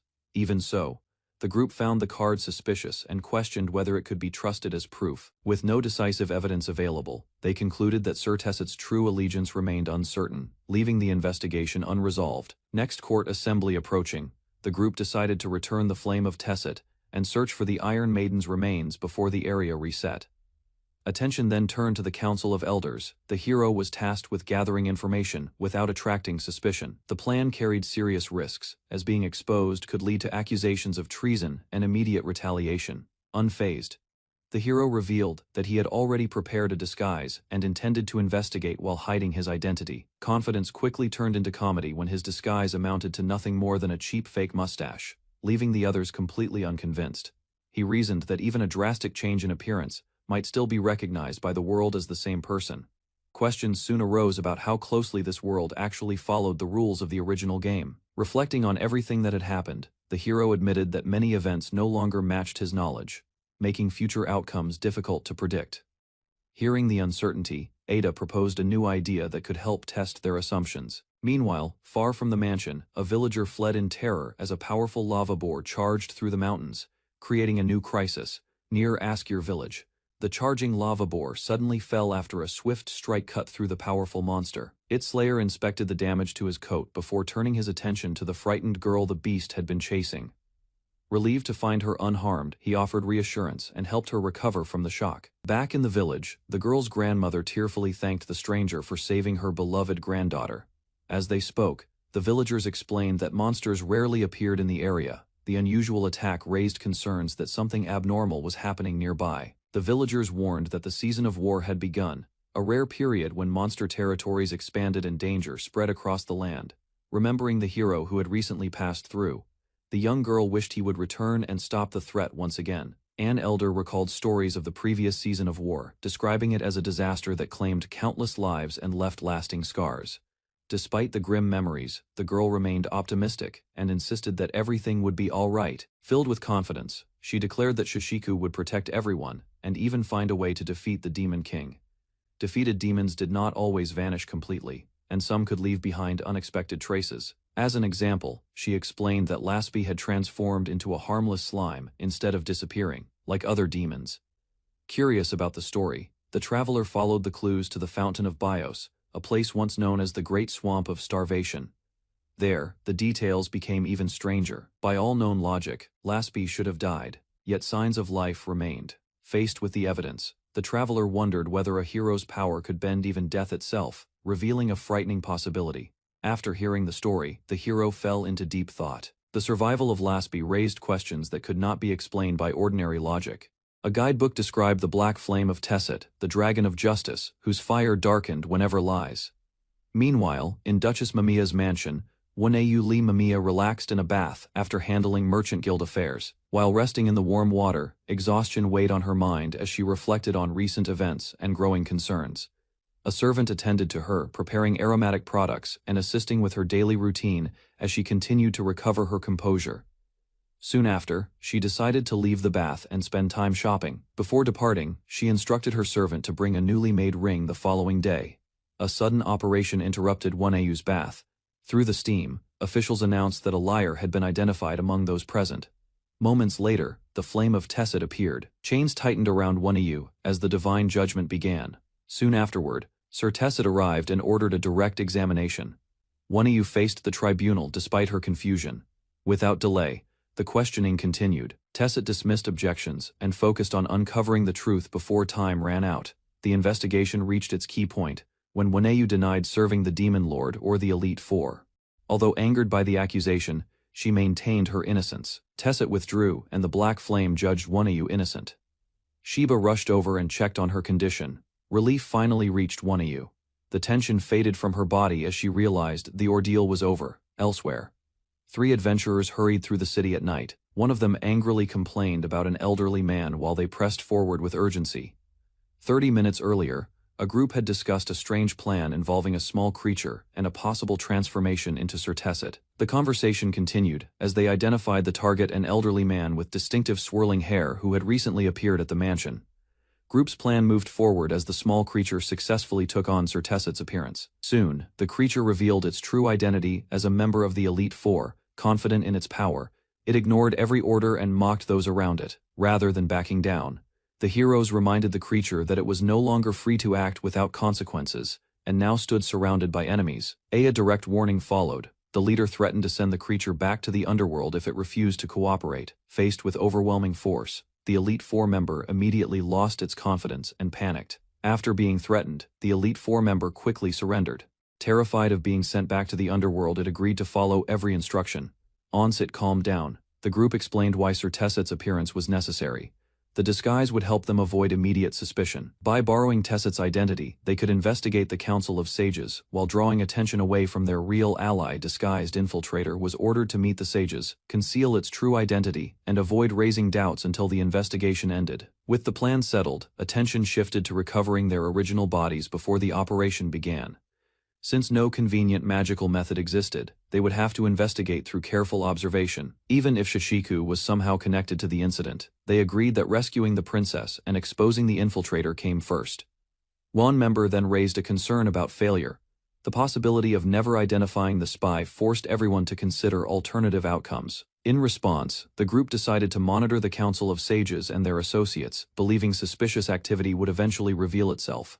Meanwhile, the speedrunner demonstrated his preparation by memorizing the capital's layout and offering to create a detailed map for the mission. After studying the capital's layout, the speedrunner mapped an efficient route, linking the council members' residences. Satisfied with the plan, he prepared supplies and eagerly looked forward to putting the route into action. When night arrived, the group moved through back alleys to avoid attention and reduce the chance of being discovered. To maximize stealth, the speedrunner removed unnecessary clothing and equipment, despite objections from his companions. Their first target, Waneyu, had already received a white verdict, allowing the group to cross her off the suspect list and continue onward. After clearing Waneyu from suspicion, the speedrunner remained outside the bathhouse and waited for the investigation to continue. The group selected Kronid as their next target. According to the speedrunner's knowledge, while following the path, they suddenly collided with an unexpected obstacle. The impact startled everyone and brought their advance to a halt. A hidden wall glitch had blocked the route. Confused by the discovery, the group searched for a way around it. Noticing a wooden crate nearby, the speedrunner immediately recognized it as the perfect tool for bypassing the obstacle and continuing the mission. Inside, the Royal Institute of Magic Alchemy Research, Kronid studied documents and calculations while investigating irregular celestial movements. As he reviewed his findings, he realized the stars were 13 days behind schedule. The discovery left him deeply confused and concerned. Before he could continue, an explosion suddenly erupted nearby.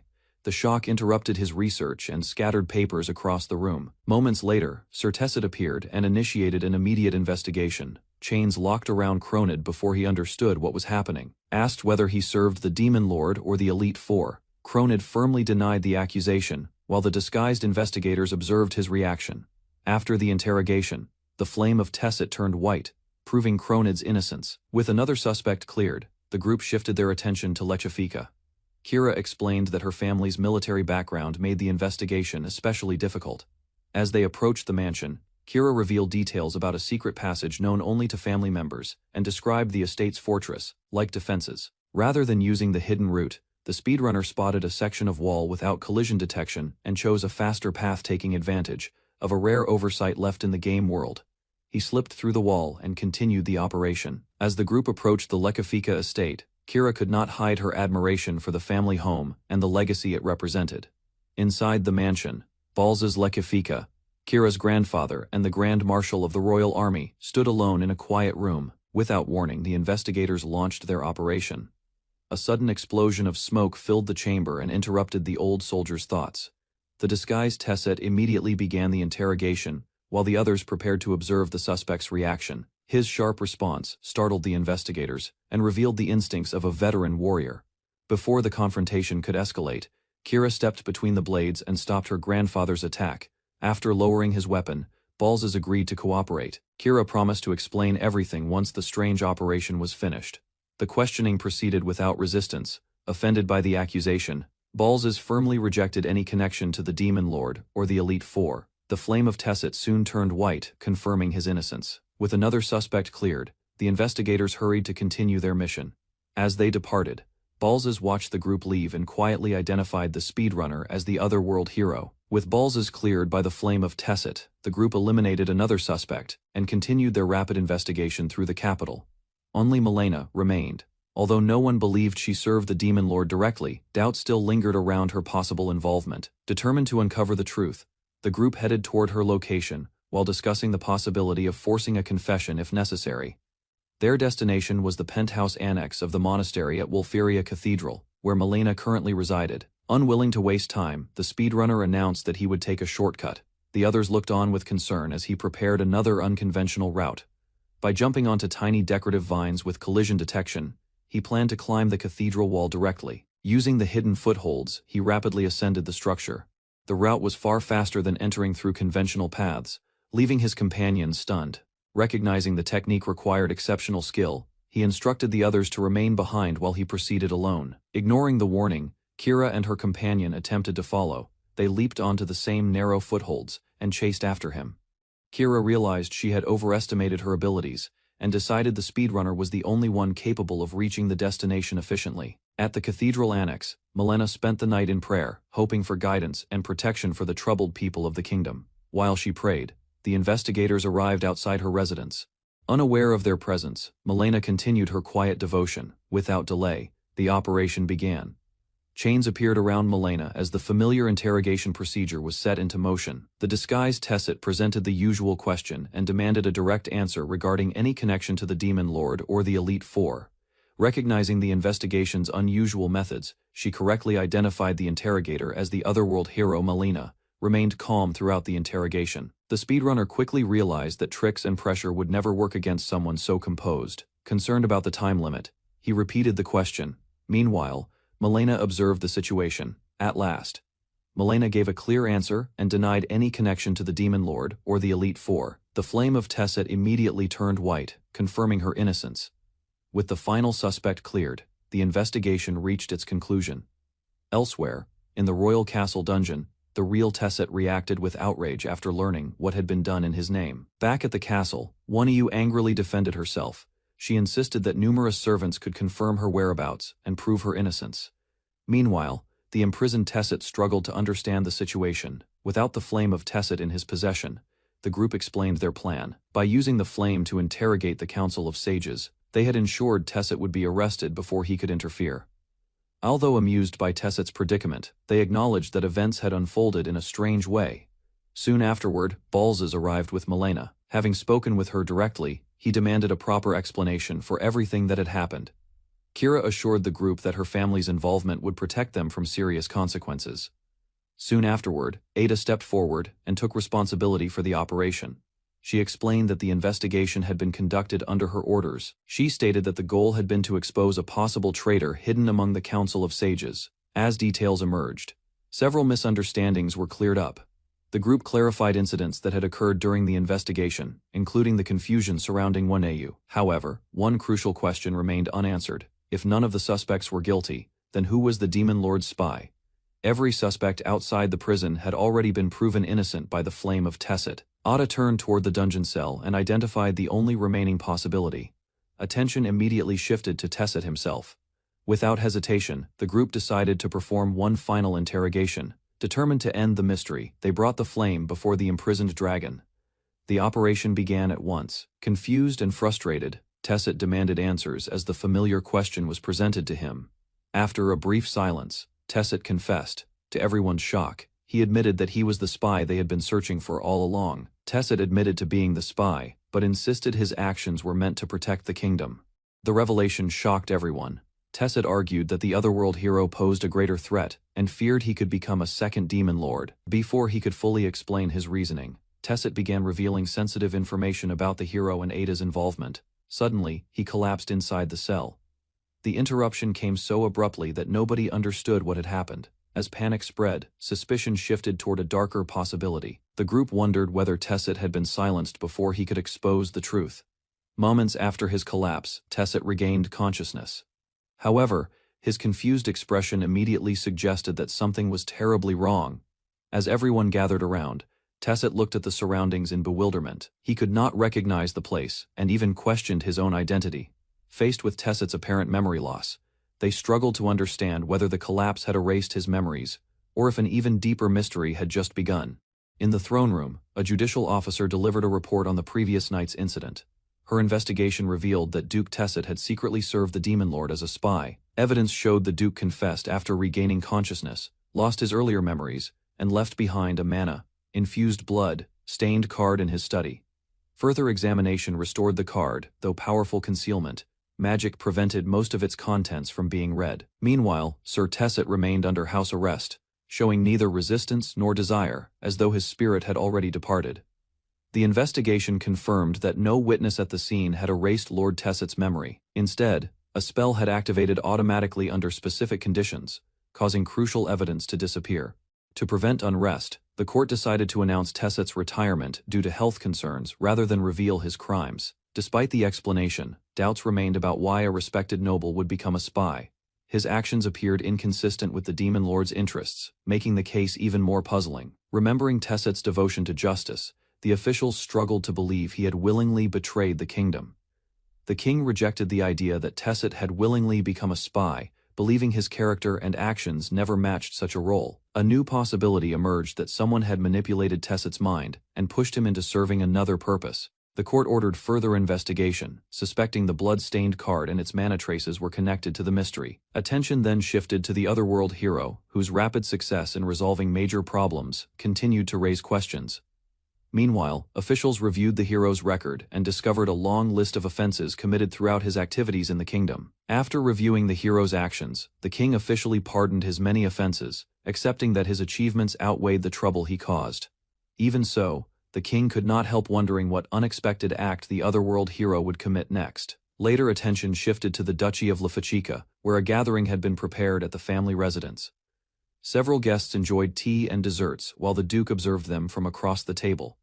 As the meeting continued, the Duke quietly watched the noblewoman drinking tea, studying the situation in silence. During the tea gathering, the cat-eared girl happily praised the duchy's cheesecake, while the hero sat quietly beside her. Although he preferred spending his time on speedrunning, he attended the meeting to acknowledge the Duke's earlier assistance. The Duke observed every detail of proper etiquette, while the hero struggled to match the formal atmosphere. His companions quickly pointed out that strict manners were hardly his strongest quality. Setting the awkwardness aside, the hero formally thanked the Duke for the support he had received the previous day. The Duke praised the hero's covert operation, noting that its success had already produced visible results across the kingdom. Even so, he struggled to accept that Lord Tesset, a man known for his principles, had willingly cooperated with the Demon Lord. Meanwhile, political changes began unfolding as Themis was expected to inherit the title of Duke Tesset. The discussion turned to the few noble families whose bloodlines still traced back to ancient legends. Amid the serious topic, the Duke lightened the mood with a joke, earning an uneasy reaction from the others. The conversation shifted to noble succession, with the hero recalling an old legend that claimed ancient bloodlines weakened as generations passed. The Duke proudly declared Kira the rightful heir of the Lekifika family, recognized both in title and responsibility. Suddenly, the discussion turned toward the hero's earlier undercover mission, especially his questionable lack of clothing. Attempting to justify himself, the hero insisted the unusual disguise had been necessary to avoid detection. His explanation only created more confusion, and the gathering descended into a debate over propriety, appearances, and Kira's future marriage prospects. The Duke reacted furiously to the suggestion that the hero could become Kira's fiancé, rejecting the idea without hesitation and drawing his sword in protest. Meanwhile, Kira briefly imagined a future where she and the hero were married, leaving her visibly distracted. As the fantasy continued, her embarrassment grew stronger, and the imagined scenes became increasingly romantic. Sudden blush only confused the others, while Kira desperately denied having such thoughts. Before the misunderstanding could spread further, the hero hurriedly explained that nothing inappropriate had happened, though the Duke remained far from convinced. The Duke dragged the hero away from the gathering, determined to have a private discussion despite the hero's protests. Left behind, the others remarked that the Duke's fierce attitude had softened over the years, though his protectiveness remained unchanged. Kira explained that the Duke acted more like a guardian than a grandfather, prompting the cat-eared girl to note how deeply he cared for her. Meanwhile, the hero followed the Duke through the mansion's halls, sensing another unexpected event unfolding around him. As he looked around, he admired the grand residence and realized that Kira truly carried the dignity of a noble family. While exploring the mansion, the hero stopped before a large portrait and immediately recognized the woman depicted within it. Her name was Princess Sayla Fulshula, a figure whose identity stirred memories and questions. Duke explained that she belonged to the royal family and had lived a century earlier, earning fame throughout the kingdom. Records described her as the saint who saved the world 100 years ago and summoned a hero from another world. Revelation deepened when it became known that she had also been the Master of Brahms, one of the legendary Elite Four. The Duke explained that Princess Sayla's summoned hero died in his first battle, leaving her blamed for the tragedy and shunned by the kingdom. As criticism spread, even loyal knights abandoned her and defected to the Demon Lord's side, accompanied only by a handful of retainers. Sayla personally confronted the Demon Lord, though none of them survived the battle. Her death was followed by war, retaliation, and a devastating massacre that claimed millions of lives across the continent. Despite her tragic reputation, the Duke revealed that Sayla's bloodline lived on through the Lekifika family, explaining that the bloodline of the first hero had weakened over generations while monsters devastated the land. He then revealed that Lady Ada was born with immense power, proving the goddess had not completely abandoned humanity. After the tense discussion, the Duke apologized to Shichiku and invited him to hear a more personal story about Kira. Their walk through the mansion led to a conversation about Kira's childhood, including her long dedication to learning the violin. Although Kira practiced diligently for years, her performances remained oddly poor, leaving the Duke both amused and puzzled by her lack of progress. A renowned swordsman, who led troops against monsters threatening the kingdom's frontier, and ultimately died in battle. Because Kira was still very young, she barely remembered him, leaving only stories and his armor behind. Hoping to spare her from the same fate, the Duke encouraged her love of music and wished for a peaceful future. However, Kira unexpectedly declared her desire to become a swordsman, showing a determination that could not be ignored. Fearing she would follow her father's path, the Duke subjected her to harsh training in hopes of driving her back toward a safer life. Her talent flourished rapidly, and she grew into one of the kingdom's greatest swordswomen. Duke admitted his plan had failed completely, as his efforts to protect her only pushed her further toward the battlefield. Setting aside his regrets, he entrusted Shichiku with a personal request to bring Kira home safely when the conflict finally ended. The serious moment quickly faded as the Duke joked that he would rather hear Kira's terrible violin playing again. Shichiku agreed awkwardly, only to be caught off guard when the Duke immediately reminded him that he still was not accepted as family. After leaving the mansion, Shichiku and his companions received cheesecake as a farewell gift and prepared to continue their journey. While walking through the capital, Shichiku reflected on everything he had learned. realizing the people of this world felt far more real than simple game characters. Watching his companions laugh together, he quietly appreciated the peaceful moment. With renewed determination, Shichiku decided that all that remained was reaching the story's true happy ending. Earlier that day, however, routine inspections at the Western Gate had unknowingly begun a chain of events that would soon disrupt those hopes. At the Western Gate, members of Ada's Shield assisted the Royal Guard with checkpoint inspections, despite finding the assignment unusually mundane. One adventurer complained about the lack of action, while another focused on gathering herbs and helping with routine tasks around the camp. During a break, they checked on Loran, an elderly support member who had spent much of her time recovering from injuries. The group praised her rare ability to distinguish humans from demons, a skill that had become increasingly valuable. Though unable to fight, Loran expressed gratitude for the chance to contribute and repay her companions in her own way. Maloney praised Loran's unique blessing, and reminded her that it had saved countless lives by detecting hidden demons before they could strike. Although grateful, Loran admitted she still felt uneasy despite the recent victories achieved by the kingdom's heroes. Nearby, the adventurers enthusiastically discussed Shichiku's growing list of achievements, amazed by how quickly he resolved major crises. The conversation shifted to rankings and future promotions, with everyone treating the recent successes as good news. Suddenly, a forgotten memory resurfaced within Loran, and the cheerful atmosphere vanished as a terrifying realization struck her. Loran suddenly sensed something familiar within a covered wagon at the checkpoint and urgently pointed the others toward it. The presence felt different from an ordinary demon, and the lingering scent of blood triggered a disturbing memory she could not ignore. Alarmed, the adventurers rushed toward the wagon and demanded that the occupants reveal themselves. Inside sat a calm, mysterious man who appeared completely unfazed by the commotion surrounding him. Although his travel documents were flawless, suspicion only deepened, prompting the guards to inspect him more closely. Convinced that a demon was hiding nearby, an adventurer activated his special detection ability and focused his attention on the mysterious traveler. The traveler remained calm and even mocked the attempt, claiming the power being used was not meant to identify him.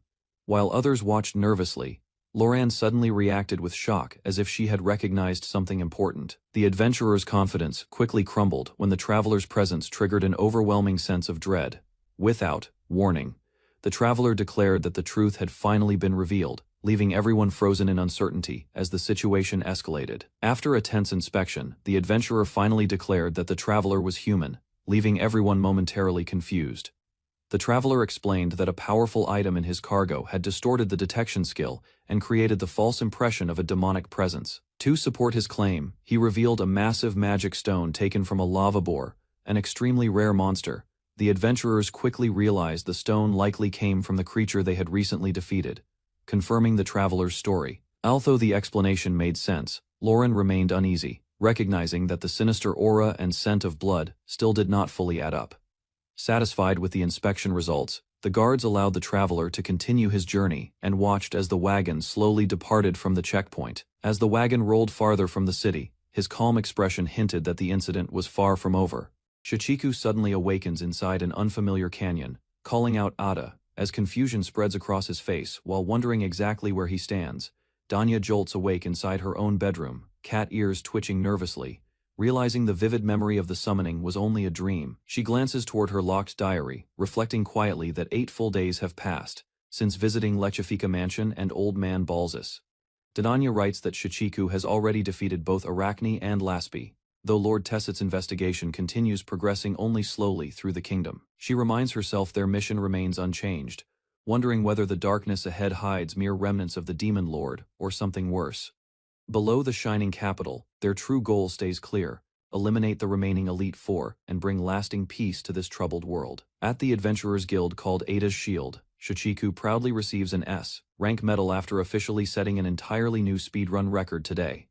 That evening, Shichiku notices Danya drowsily dozing, teasingly asking if she needs to catch up on some badly needed sleep again tonight. Startled awake, Danya quickly snatches her diary back from him, insisting nothing unusual happened while Shichiku panics loudly over having touched it. It turns out her diary secretly functions like the game's autosave feature, quietly logging their progress and recording every single elapsed moment. Shichiku admits he genuinely wishes official merchandise existed for something this fascinating, amazed to finally witness the real mechanic firsthand himself.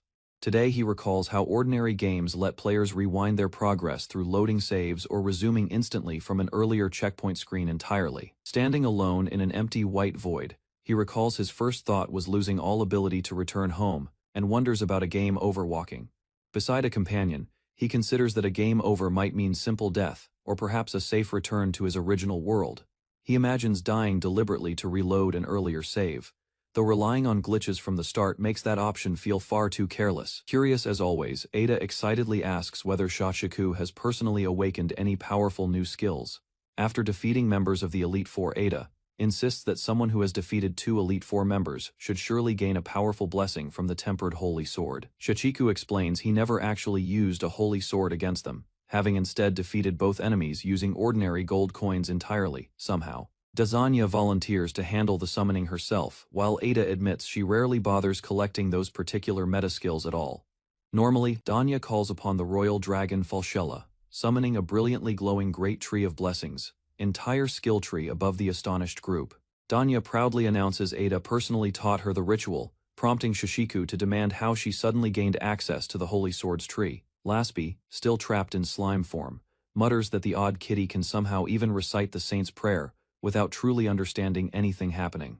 Shoshiku requests Phantom Double and Bubble Shield specifically, explaining that stored divine energy inside the Holy Sword lets him unlock further skills. Bubble Shield blocks one incoming attack entirely, while Phantom Double creates a temporary copy that boosts damage output and distracts enemies during battle. Danya formally grants him both blessings, and Shoshiku notes their cooldown means careful planning before he can rely on either skill again. Suddenly the entire Great Tree of Blessings shatters violently overhead, startling everyone gathered as shimmering fragments rain down across the wooden hall. Princess Ada falls silent, while Shoshiku wonders aloud whether a plot twist this strange could truly exist within the original game story. Ada explains that catching the goddess at an inconvenient moment means no new skills can currently be acquired from the shattered tree. Legend claims the summoned hero can receive countless blessings from the goddess, yet ordinary humans are normally limited to only 1 or 2. Ada reveals Shoshiku already carries blessings equal to, or perhaps even surpassing everything the holy sword itself could ever have granted him. His unknown blessing appeared in a garbled, unreadable form, having been present from the very moment he was first summoned into this world. Ada suspects it might be mythical, or possibly something of genuinely godly nature entirely beyond anything the game's normal mechanics could explain. Though calling it mere speculation, she admits this theory could help explain Shoshiku consistently extraordinary strength throughout every battle so far. Ada worries the garbled skill might interfere with his regular abilities, urging him to look into its true nature whenever possible again. Cronid suggests the scholarly Waneyu might offer useful insight, since blessings like this fall squarely within her particular area of expertise. Everyone agrees the best people to ask about anomalies missing from the original game are characters who barely appeared in it either. Later, Danya hesitates before admitting she has an oddly strange request, insisting Shoshiku could ask her almost anything at this point. She simply asks permission to write inside his diary, promising never to peek at any pages without receiving proper permission first. The save function apparently works as an automatic process through Danya, though manually saving remains available as an alternative option too. Later, an unfamiliar bespectacled woman greets Shoshiku warmly, recognizing him instantly as the gentleman she briefly encountered somewhere just yesterday. A tall, long-haired stranger enters beside the woman, greeting Shoshiku formally and addressing him directly as Sir Otherworld Hero without hesitation. The stranger from earlier now stands beside Ada, formally addressing Shoshiku as the Otherworld Hero with unsettling calm and confidence, titled A Sudden Assault. Tension crackles between the newcomer's composed face and Shochiku's guarded expression as recognition slowly dawns on him. Curious, Ada asks whether the two men already know each other, and bottled Laspi practically erupts with wide-eyed, exaggerated astonishment beside her. Mistaking an empty stool for the man himself, Shochiku shouts Brahms, only to be corrected that Brahms stands directly at his side. "Who is this man?" Ada demands sharply, and dread settles over Shochiku as he silently identifies him as one of the Elite Four. Steel flashes without warning as Brahms swings his blade straight toward Ada, the sudden violence leaving everyone frozen in stunned disbelief. His sword halts inches from her glasses, and gasps ripple through the room at how quickly the encounter has turned genuinely dangerous. "He read the reach of my sword," Ada mutters coldly, while a panicked Shoshiku begs Kira to hold back and wait. Summoning proposes hearing Brahms out first, reasoning that nothing in his posture or expression actually suggests any real intent to attack. Sympathy, Shichiku admits internally, might not be entirely misplaced here, since Brahms seems noticeably more rational than the other Elite Four. How does the hero know my name?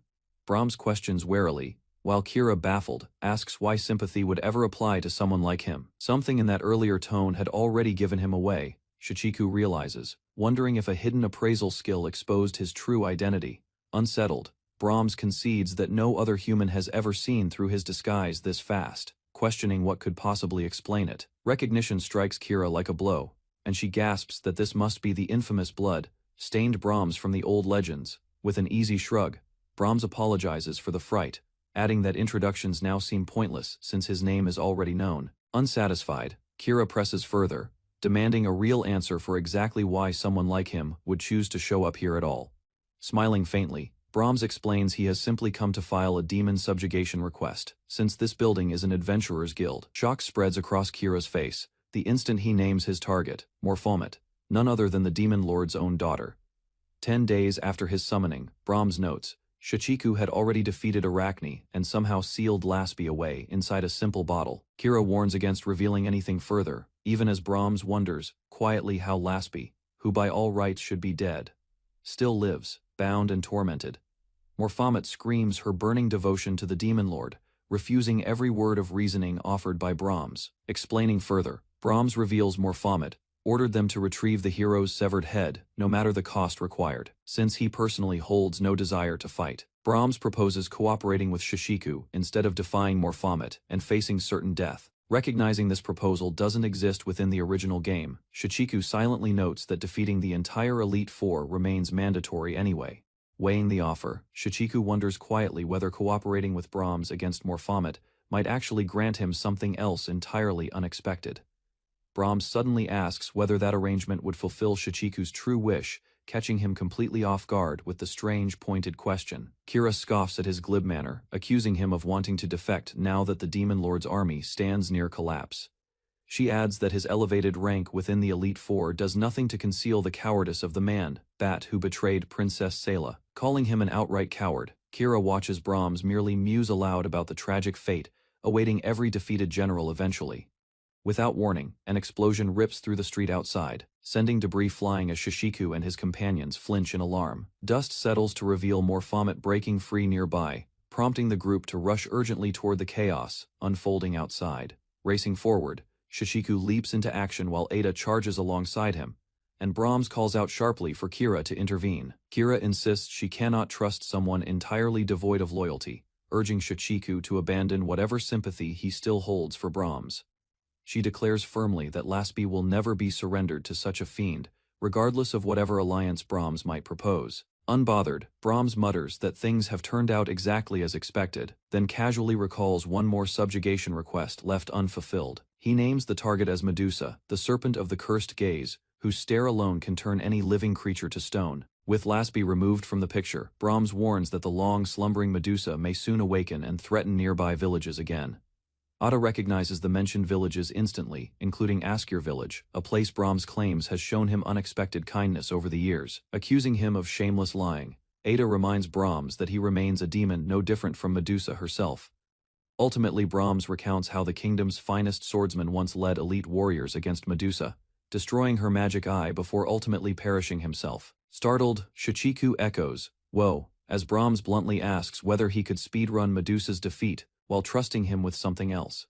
Brahms proposes that Shichiku handle Medusa in Askir village, while he personally deals with Morphomet during their brief separation. Kira protests immediately, realizing this arrangement means being left behind, though Brahms assures her there truly is no need for worry. With Danya's power, Shichiku could travel instantly between Askir village and the capital, making Medusa's defeat almost effortlessly quick. Offended, Kira insists she isn't weak enough to be defeated in such a short window of time by anyone. Smirking, she asks whether Shichiku truly planned on making her wait until she died of old age before returning to her side. Privately, Shichiku admits that even against Brahms, 3 minutes wouldn't come close to defeating someone as strong as Kira. Deep within Serpent's Cave near the Great Swamp of Hunger, ancient stone knights crumble apart as Medusa slowly stirs from her long slumber. Fully awake, Medusa recalls with fury how lowly humans once dared to attack her, vowing to turn every remaining human to stone until none survive.